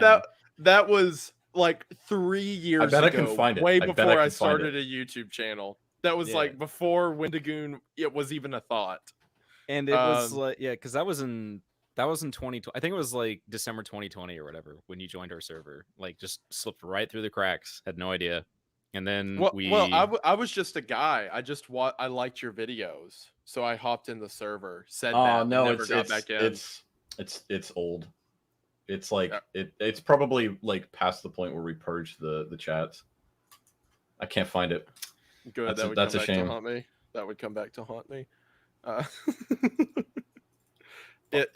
Anyway, so yeah, years back I just liked their videos.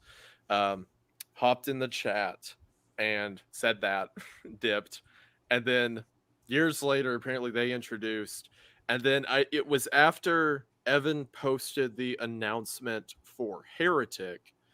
I was like, oh cool, they're making another movie. And I think I DM'd you on something. It I think it was Twitter. Discord. Yeah, Was it Twitter? Okay. Yeah. So I DM'd Evan on Twitter and was like, yo, this movie's awesome. I love your stuff. Let me know if you want any help promoting it. So we started talking then. And then one thing led to another. And now you're pregnant. Now I'm pregnant again. That's what I get for talking about Robert Pattinson. I'm not paying for it.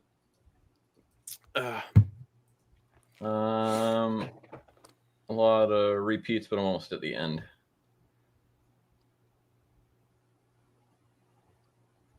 Yep. I guess another question that's sort of similar. What are you guys most excited about to do for the movie? I guess this would be individual. What are you most excited about, Isaiah? The last, I'm gonna guess 15 minutes of the film. Just everything that we wrote. Kayla's dropping secrets. Everything in the chat. No, Kayla, leave me alone. Get out. Ban her. Ban. That's a fake account. Fake account. Fake account. Oh, Get her out. Funny. Yeah, whatever. Shut up. Okay. And then I actually talked to you. Yeah. And it made it worse. You're welcome. As in it ruined my idea of you. Good timing and delivery on that one. Larry the Lobster memes. That's all I'll say. I'm seething and raging. Coping. I told us what I thought. The last 15 minutes of the film, so everything from the characters to the antagonist of the story to the whole scene, I'm just so excited to see how that plays out. Because the last 15 minutes is insane. Yeah. And I was so whenever Evan and I were writing it, I was getting hyped up. I'm like, this is wild.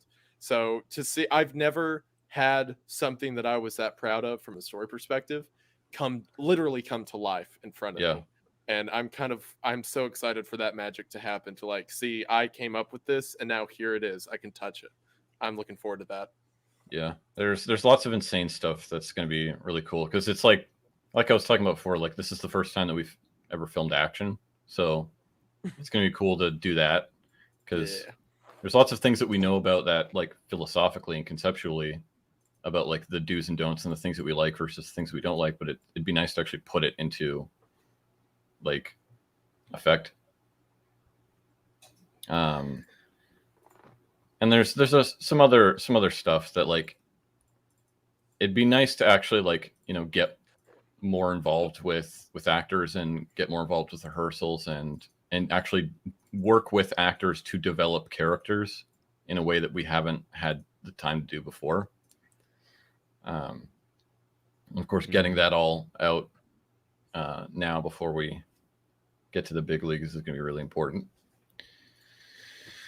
Yeah, because it's like I remember when Stanley Kubrick like would tell his actors, it's like, I'm telling you, you're gonna miss me one day, because he was the guy that just he would get the best out of everyone. And I don't remember who it was. I remember you telling You're me right, the story. Steven. Let's abuse them.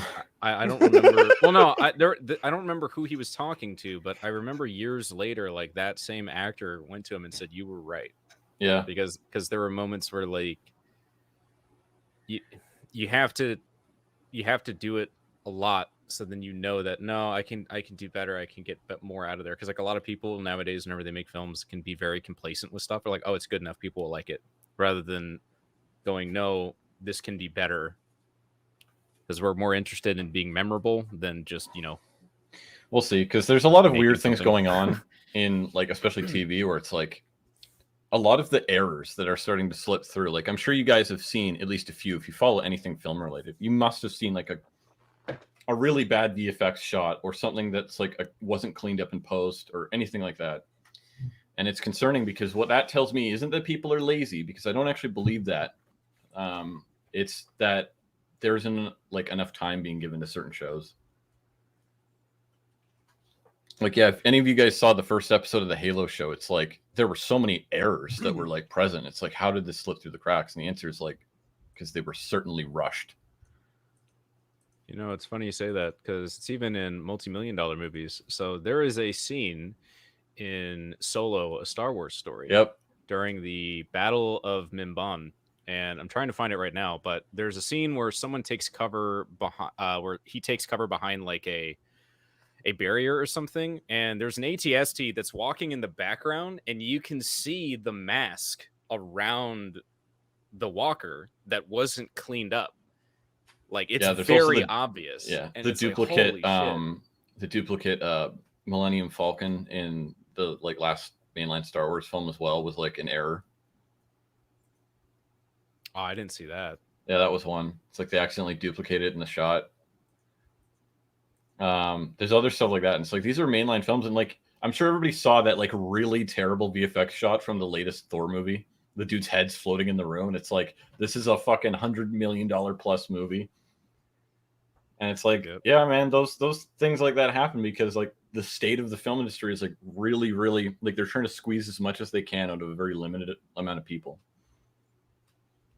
I think especially with stuff like that, like cape movies, they're recognizing that their time may be limited. So it's just. I fucking hope you're right. I do. Oh, I think. I found it. I found it. Okay, so if you look up Solo, a Star Wars Story, 2018, Battle of Mimban Complete HD. Just timestamp it and post it in chat. Oh, I can do that? Oh, okay. Yeah. Here we go. You'll have to like pause it real quick. But there it is in chat at 266. And if you pause it and then use your like greater than, less than keys, you can go frame by frame. If you look at the guy, the Imperial Trooper in the background, whenever he's moving out of the way, you can see the mask around his person is not feathered or perfect. And you can see the CG like cannon in the background. It's so bad. Yeah. Did you post it in chat? Because I can't see it. Yeah, I posted the link. I can't see it. Weird. Maybe it's like slowed down. You mean Discord chat? No, fuck. Here, I'll do it. Wait, where? Or in the oh, here. There it is. Like a married couple. No, he's like talking, literally he's posting it in the stream YouTube chat, chat. so that other people can look at it. You're right there. I did it. There's three chats. There what do you think I'm talking about? God. There you go. I did put it in there. Yeah. Okay. Yeah. So if you go there and go to like 4 minutes, 27 seconds or whatever, and just kind of like go back and forth, pay attention to the walker in the background. Okay. While you're doing that, I'm going to look for a good question again because we're getting way off topic. Yeah. It's like, that's in a Star Wars movie, dude. Yeah. Like, holy shit. I think like the only VFX fuck up that I had from Overlord was that. Yeah, don't tell them. They don't know. They don't need to know. Yeah, but you know what it is. So it's like. If you've seen it, you even know the muzzle flash. Oh no! Oh, oh no! Like 428. Bro, this is the worst thing I've ever seen. Yeah, they didn't blend it with the fog. Holy shit, dude! They're clipping in front of it. The guys standing in front of it are like, you can see the. You can literally see the mask. Yeah, but like, bro, it looks like a fucking. Looks like my old Halo videos. Yeah, but I love the muzzle flash laser is not even complete. It just looks terrible. That's Whenever like the- clearly an unfinished shot. Whenever Yeah. the explosions are going off, you can Oh, see it man. floating off the ground. Yeah, I can. Like Yeah, the- I see it now. Holy That's shit! atrocious. This is way off topic, but that's one of the worst effects I've ever seen. Like that's That is- clearly like they didn't have time to finish that shot. Yeah. But, like no They one's just gonna hope no one notice. would notice. Wrong. Oh my god. I notice. Oh, bro. All right. Anyway, I can't wait to be in the film industry. abysmal. I think It's yeah, so everything unlike after it that is what's basically funny is our I was gonna say like everything after that's basically repeats. So if you want to go to super chats now, all right. I'm going to. You want me to just send the screenshots in Discord because I screenshotted Yeah, sure. all of them. let's go through. Do you literally do Alright, all cool. of them? Let me. Yes. Okay. Hold on. Someone's 'Cause also I asking told for you our That I'm on Discord it. invite. That's what I said. I wonder These actually. are- Let me go to like if I can edit the video or go to like a dashboard for it. I wonder if like the super chats are like all logged somewhere. Because I see certain streamers will do like super chat catch up streams where they'll just go through all the super chats from like a previous stream. Okay, well if it's there, I can't find it. Hold up. This is gonna wreck my. I'm sending it on mobile. It's gonna destroy Oh my no. poor phone. Oh no. Compressing files. Oh no. Oh no. Oh no. Oh no. And what's funny is whenever you started recommending people go watch the stream, we lost like 80 viewers at once because I popped over to that link. Yep. Oh yeah. Worth it. They have to know. All right, so the Look at what files they are took currently from up. us. 25 screenshots uploading. Meanwhile, just scrolling through, looking at some general questions.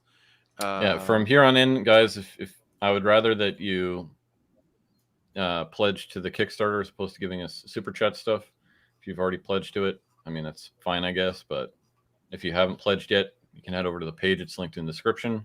Do that instead of giving us money on YouTube, because I would rather it went to the campaign. We can send it over, but YouTube takes a cut, and it would it's more streamlined. Just throw it over there. Just do it. It's everyone making fun of that movie. Good. Can you just Good. send all the super chats and I'll just cycle through them? That's what I'm doing. It's loading. Okay.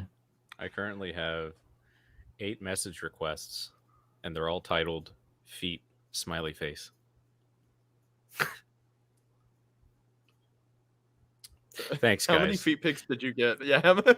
Once again, everyone, that is Retro Digital Media. Retro Digital Media, send your feet pics over there. Why do you want him to? Why do you want him to suffer for every day that this stream is up? I only have It's I only have hilarious. 8 requests. I'm not gonna open them because it's just like for legal reasons. I Imagine don't like think one I of them is should. called feet, and then it turns out to be some guy's credit card information. Yeah, so I think you should. You'll never check know. You all should go of through them. all. Man, maybe should I go through should. all of Yeah, them. Analyze I them. got- It could I be got- hidden in the picture. I will should not probably send print them feet out. because Wendigoon is a degen. Oh, first I thought that said something else. Oh, you're getting Are called the out. fucking screenshots still loading, Isaiah? Yes, yeah, they're over halfway. Don't worry. Oh my god. We'll get there in a Fucking second. don't Tennessee worry. internet. Yeah, hey, watch your mouth, Leaf Man. I'm sorry, I'm right. I'm sorry, I'm objectively correct about this. I'm sorry, you're basically British. Okay. Or that was Got me too there. far. I'm sorry. I'm so sorry. Oh, yo, That- hey, that was hey. mean. We got someone that has a VSS. Hey, while watching the Q&A stream, you mentioned wanting an airsoft VSS for promotional purposes. I have one willing Well, to send yeah, it in. just look at this later. Nice. Ooh. How will I'm just scrolling through the regular chat. How will Stalker be different from your past work in substance and delivery? Hopefully it'll be it won't have as much potential for editing tricks that we'll need to pull. I mean, we hope it's going to be shot better and have more time to get like performances there on set. But like if you mean like from an artistic perspective, I mean just yeah, that's the thing. I don't want to reveal too much. You have to wait and see.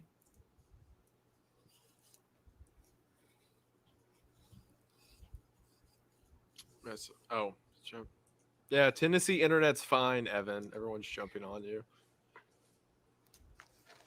Sorry, I don't know, how's man. how's that time going for the loading? It's How much it's of like it- 80. It's like 85%. Is that powerful Tennessee internet Yeah, working it is that overdrive? powerful Tennessee Tennessee internet, as a Google matter of fact. Fiber. It's doing okay. It's doing its best. That's what matters.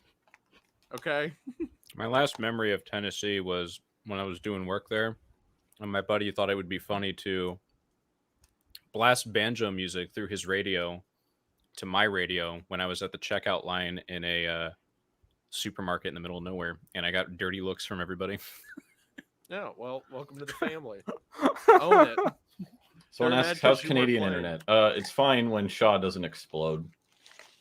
Or like Rogers doesn't explode. Like we had that huge Rogers outage like I think 2 weeks ago or something where Rogers just went down for like the entire country. I don't know what the hell happened there. I remember that. There's a question in the chat from D Juggernaut. What is your favorite type of shot to do, and do you see it being used in the film? My favorite types of shots are wide, long takes. Even if it's moving or if it's just still, and the characters can just interact in like an ensemble kind of cast. There is a particular scene that I do want to do for something like that as well, but there are a few shots that are oneers. I try to not cannibalize myself from previous films like Dollhouse and Overlord, for example. Okay, I just want to help you guys understand something. Isaiah's idea of a screenshot is using his phone to take pictures of the screen. Yeah, I feel that. Yes. What's your Gyazo point? exists. Just get off me, okay? I did the thing. I said there'd be pictures I even of called There's it. pictures of it. I said you're like using a digital camera, and I didn't expect you to actually do it. Yeah, okay. Well, at least see the someone in this pixels. house is putting in work. Okay, All right. Google how to find super chats. But anyways, I'm yeah. sending you the pictures. So long takes is that's my favorite type of shot because I feel like it can make the audience feel a part of the scene and with the people because you never know what's going to happen. Because a lot of people nowadays are kind of hardwired to expect something in a scene depending on how it's edited, especially in horror. And a large part of that too is has to deal with the music and the sound design that's involved with that as well. So I try to avoid those tropes as much as I can, and I feel like the best way I can do that while also getting pretty good character moments is doing everything in one continuous take. Yeah, long takes are good. I love it. The opening scene is actually going to be in one take. Up until doesn't matter how cool shit your happens. oneer is, it'll never be as cool as a good hero shot. Yeah. I Michael can't tell if Bay's that's fucking king of sarcasm, Dan.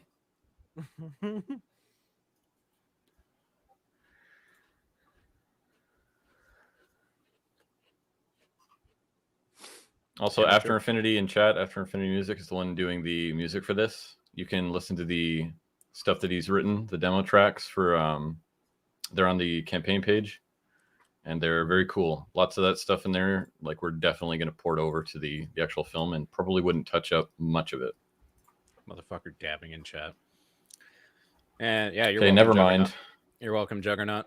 If you are going to get into film, definitely learn composition and lighting. Those are the top two things you're going to need to know and really understand them. Okay, so I'm going to start going through these super chats. Scroll up. So from Cooper, what is the thing you guys are most proud of with this project? I guess so far it was definitely like a better put together Kickstarter than Heretic, like by a long shot. Mm-hmm. There were so like every error we could have made, we basically made with Heretic. Gonna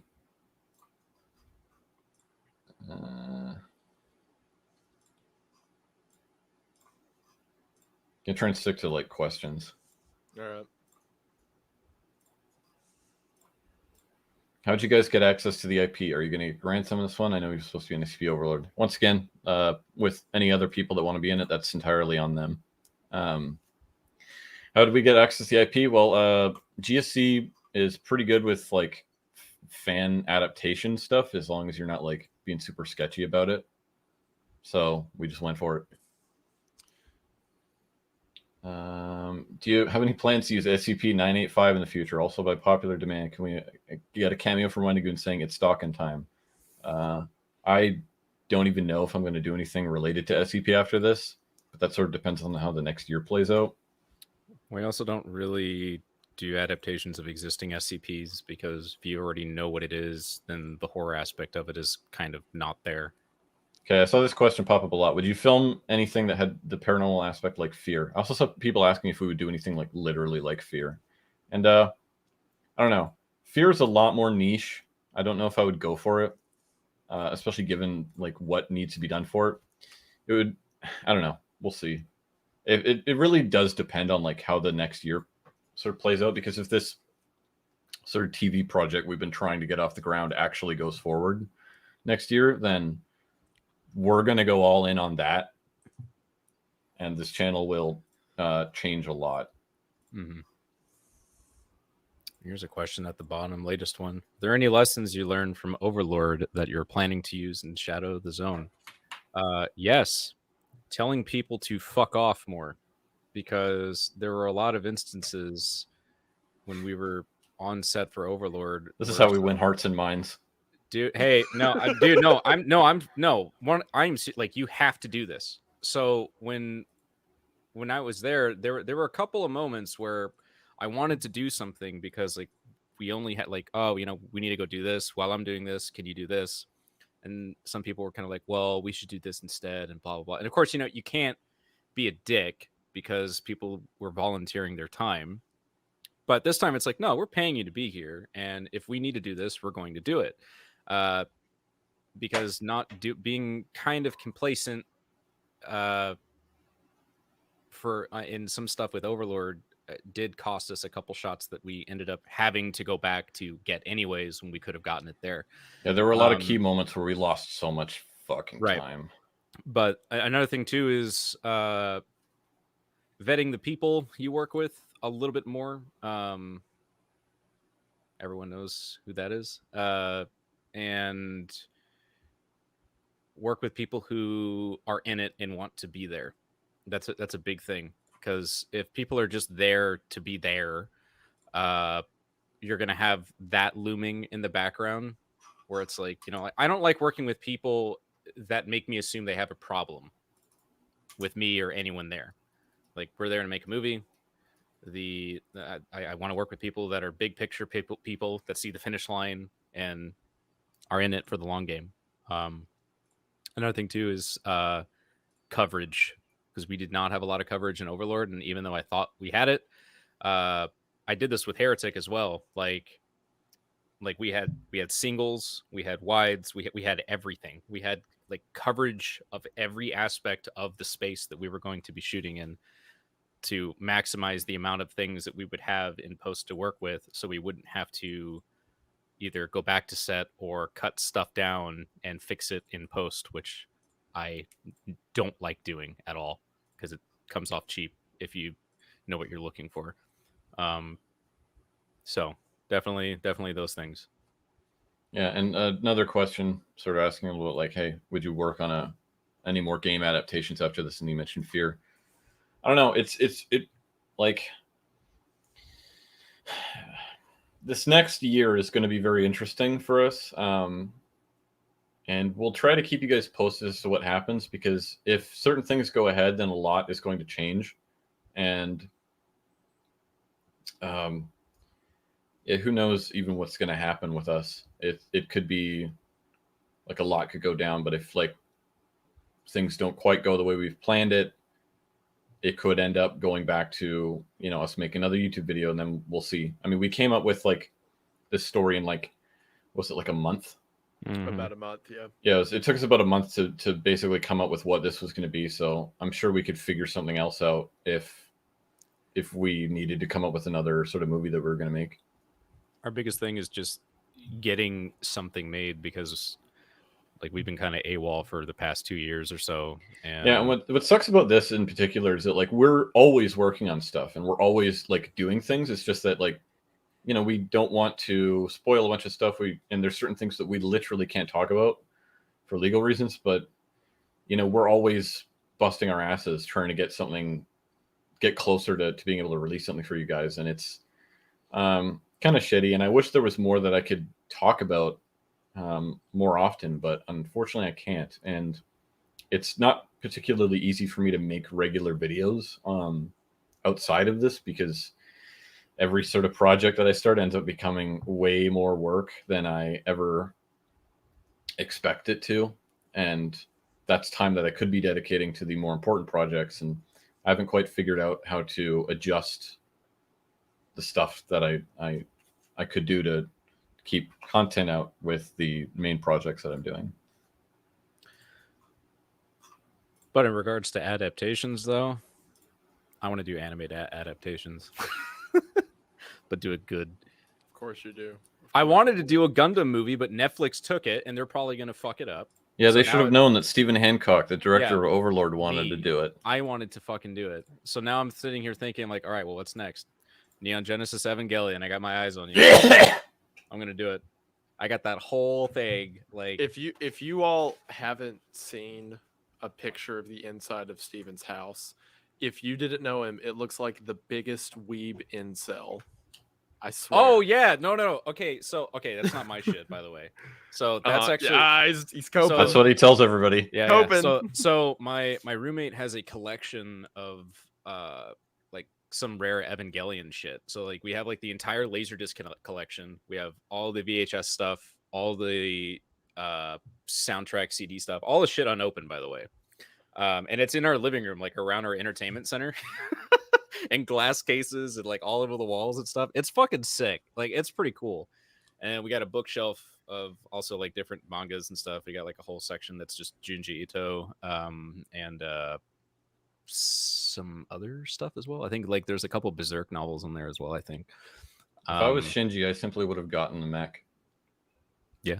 But yeah, no, like I watched that. Chat in the background. I can hear him. He's in chat too. He's like, it's mine. It's mine. Someone asked, could you make a decent Berserk movie? No. We also have another thing. So we actually have the original cell from the anime of Unit 01. And we also have a cell from Akira as well. Yes, the original NFT. Yeah, Yep. no, for real.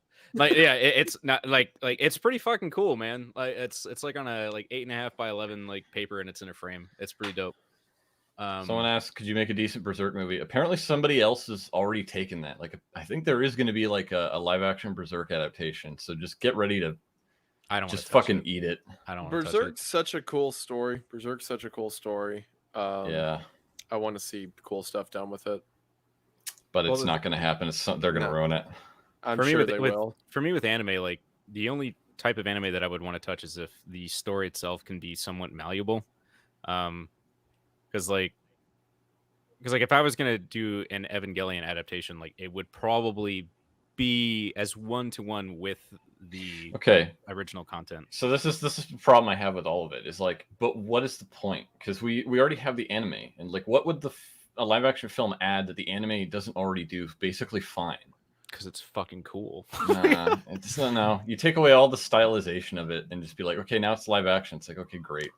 Who cares? Well, another thing too is that like, so there was a lot of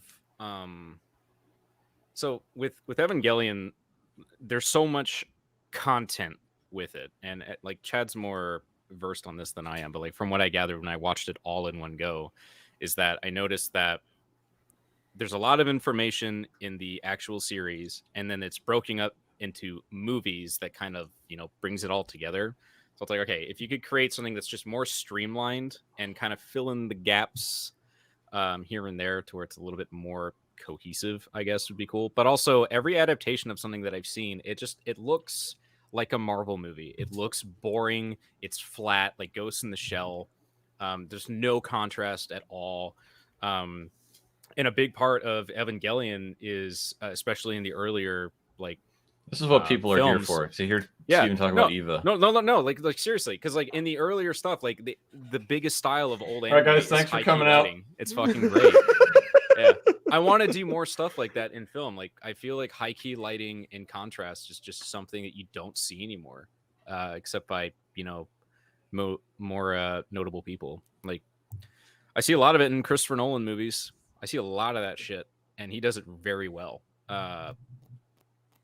But everything is just You're like, right. let's make it look like a TV commercial. It looks boring. Thanks, Googa Boogaloo, for commenting the truth, which is that King of the Hill is the only good anime. It's not wrong. I'll tell you what. I'll tell you what. I'm currently working my way through all of Junji Ito's stuff right now. Okay, what are you at the moment? I've read all of Uzumaki, Tomi, and I'm currently halfway through Gaio. Oh yeah, I don't know if that's the exact shit. Why am I drawing a blank on this? Because I've read all of that. My plan's to read all of it. I bought all of it, so. It's Gyo. Gyo. Gyo is like it's like you just can't. It's like it constantly gets more and more grotesque, but you just can't look away because it's so ridiculous. It's also insane. It's the grossest of the ones I've read so far. Is that the definitely. Grease one? No. Uzumaki's my favorite so far. Yeah. But Gyo's like, it just keeps going. Gyo is just insane. It just keeps escalating, becoming weirder and more grotesque and more like bizarre. When that guy, you almost can't believe it. That like, I just got past the part where like his girlfriend annoyed me so much. Yeah, she's not great. She drove me crazy. On page 1, I was like, I hope she dies soon. And like halfway through the book, she's still there. But I just got past the part where he like uncovers the bed and she's like the blob. Yep. I'm like, this story is insane. I love it. Gets even wackier. Like the end of the story is just everything's insane. It sort of has that Uzumaki quality to it, where it's like you start out with something like kind of small, and then it just escalates until it's basically like the end of the world. Not to make this stream me fangirling over Junji. However, Uzumaki is one of the coolest story progressions I've ever read. Because it goes from like, this snail's weird to like, the city is like a euphemism for this underground. It's so good. I love it. I love it. Anyway. It's weird because like his stories aren't really like character driven at all. The characters are just there to like suffer or witness suffering. Right, they're vehicles for it. Some of them, like Uzumaki, especially when it's like her and like I forget their names because they're so forgettable. But like the girl and her boyfriend who's kind of paranoid about everything, which you can barely even tell they're a couple. By the way, correct? Yeah. They don't do anything. They're just two characters, but they'll witness the most horrific, like people turning into snails. The girl with the spiral face, and then they're just like, "That's weird." Anyway, next week, it's like, damn, that's crazy. Legit. And then they just like keep living like everything's fine. And the boyfriend's like, we should leave. And she's like, whatever. I don't know, man. Just wait it out. It'll go away. But like, while the characters aren't the point, that's not the focus. Like, I have been thinking about that ending where you remember whenever the walls are completed and that whooshing happens, they all get like sucked out. I've been thinking about that for weeks. Are you going to try to make this into video content? Yes. Yeah, that's my plan. I plan to do well, I don't know how specific I'll get on the stories, but my plan's to do a comprehensive video about all the works. That's why I want to read all of them. Really? And I've read all of his like short story collection, basically. I haven't read like his newest material from the last couple of years, but like I went through that entire like 200. I don't even know. It's massive. Like it's giant. And I went through all of it, and it's really something. The one I usually show people for the first time is a story called Long Hair in the Attic. If you haven't read Ito and you want to know what he's about, I usually say do that one first because it's very short and you get the idea. That's actually I had never read Ito, and I was taught while we were writing the script for Shadow of the Zone. Actually, Evan kept mentioning Ito, and I'm like, "What do I do?" And he said, "All right, we're done writing tonight. Read this, and we'll talk tomorrow." So I remember saying that. I read it and I was like, this is insane. And I kept thinking about that story. And Evan's like, yeah, that's one of them. There's so many. So I kept cross-referencing with fan sites online. I think I own every single one of his works now. So Dude, I consumed them like crack. they're so good. They're fantastic. It's literally like unironically, it is the best horror that I've gotten a hold of in years, probably. I'm very, very surprised that more like Westerners and specifically Western filmmakers haven't stolen more ideas from him. It's the most, not only the concepts are insanely creative, but the payoff always works, because a lot of the times you'll have these really cool concepts in horror and then you're like, well, that was a cool concept, but that's like all the movie has going for it. Yeah. An example's like, A lot of movies like that. you remember that Lights Out movie that came out a couple years ago Yeah. about like the girl who appears in the shadows? Like, cool concept, but the movie didn't really do anything with it.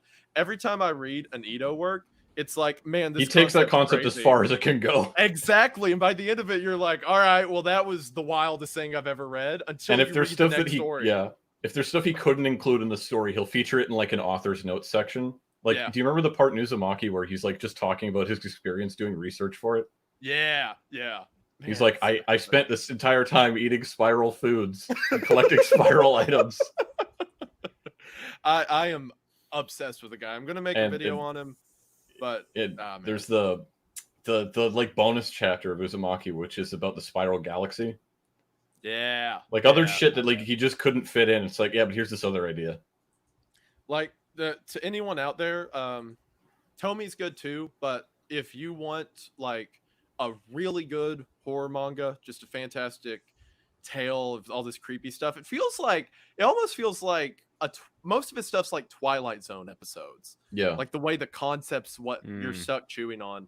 And Uzumaki is like a series of them all happening in the same town, and it keeps progressing. And like Uzumaki, if anyone's out there, read that book online in like hard copy, whatever. One of the best horror stories I've read in a long time. Yeah, I also recommend just his short story collections. There's like thousands of them. Yeah, not thousands literally, but tons. You'll like, unless you like really, really go for it, you'll have plenty to go through. You won't run out for a while. And he's got a bunch of new material that I haven't been caught up on because there's other stuff that I want to read. But I guess I'll try to wrap this up soon. But I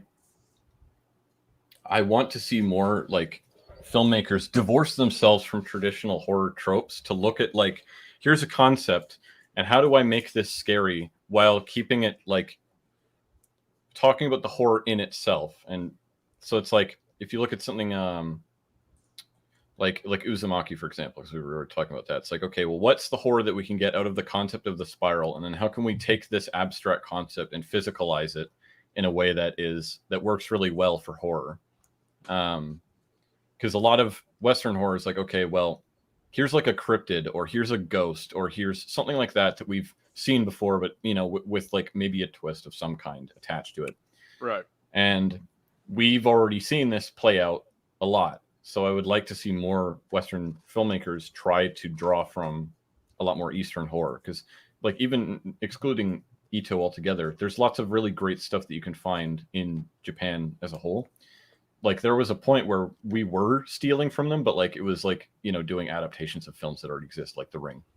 But we weren't really taking notes as to like what they were doing that was different from what we were doing.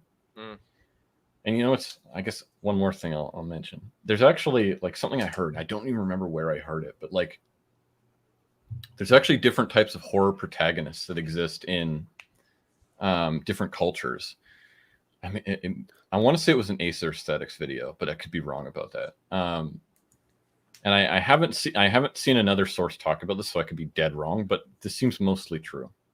The Western horror protagonist usually has the ability to conquer the horror itself. That's not always true, especially after the 80s, but that was always an idea that could happen. And that comes from the Western idea of the war between good versus evil.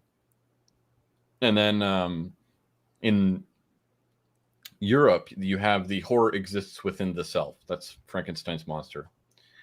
And Dr. Frankenstein, that's that sort of trope. And then you have the East Asian horror protagonist, which is the horror can only be avoided, but it's usually all-consuming. So, like, the most you can hope from the East Asian horror protagonist is that they avoid the horror. Like, if you read, like, something from Kobo Abe, the horror in that is all-consuming. It's basically unavoidable. And you see that in a lot of films from them as well. Like Noroi and other stuff. That's my bit. I hope that was educational. Now, obviously, these are generalizations, and there's obviously, exceptions to that, but that's generally the case. Yeah, I think we'll call it there. We went through. That was a long fucking stream. We went through all our questions, went through everything. As before, the link to the campaign is in the description. Please head over and pledge to that and take this thing to the moon. We will probably, I don't know, Isaiah, you want to plug anything else that you'll be doing this week for? Yeah. So I believe on Wednesday, check my community tab for when I get a solid time, but Wednesday or Thursday, I'm going to be doing a live stream where I'm going to be going through and watching a bunch of the horror series that I hope to cover on the channel eventually. Essentially, like I've become a reaction channel. I've completely decrepit. But watching these online horror series, and that is going to be as a fundraiser for the Kickstarter. So all the donations from that video will go to the Kickstarter.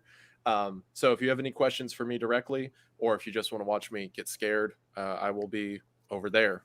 So another thing too that's really important is that the more that you share this project, the more eyes that get onto it, more clicks, I believe, also helps us stay in the algorithm as well. So share it with everyone you know who's interested in stuff like this. I mean, I see there's 330 people here watching right now, so that's a lot of put it on Instagram, hashtag Stalker, hashtag Shadow of the Zone, things like that.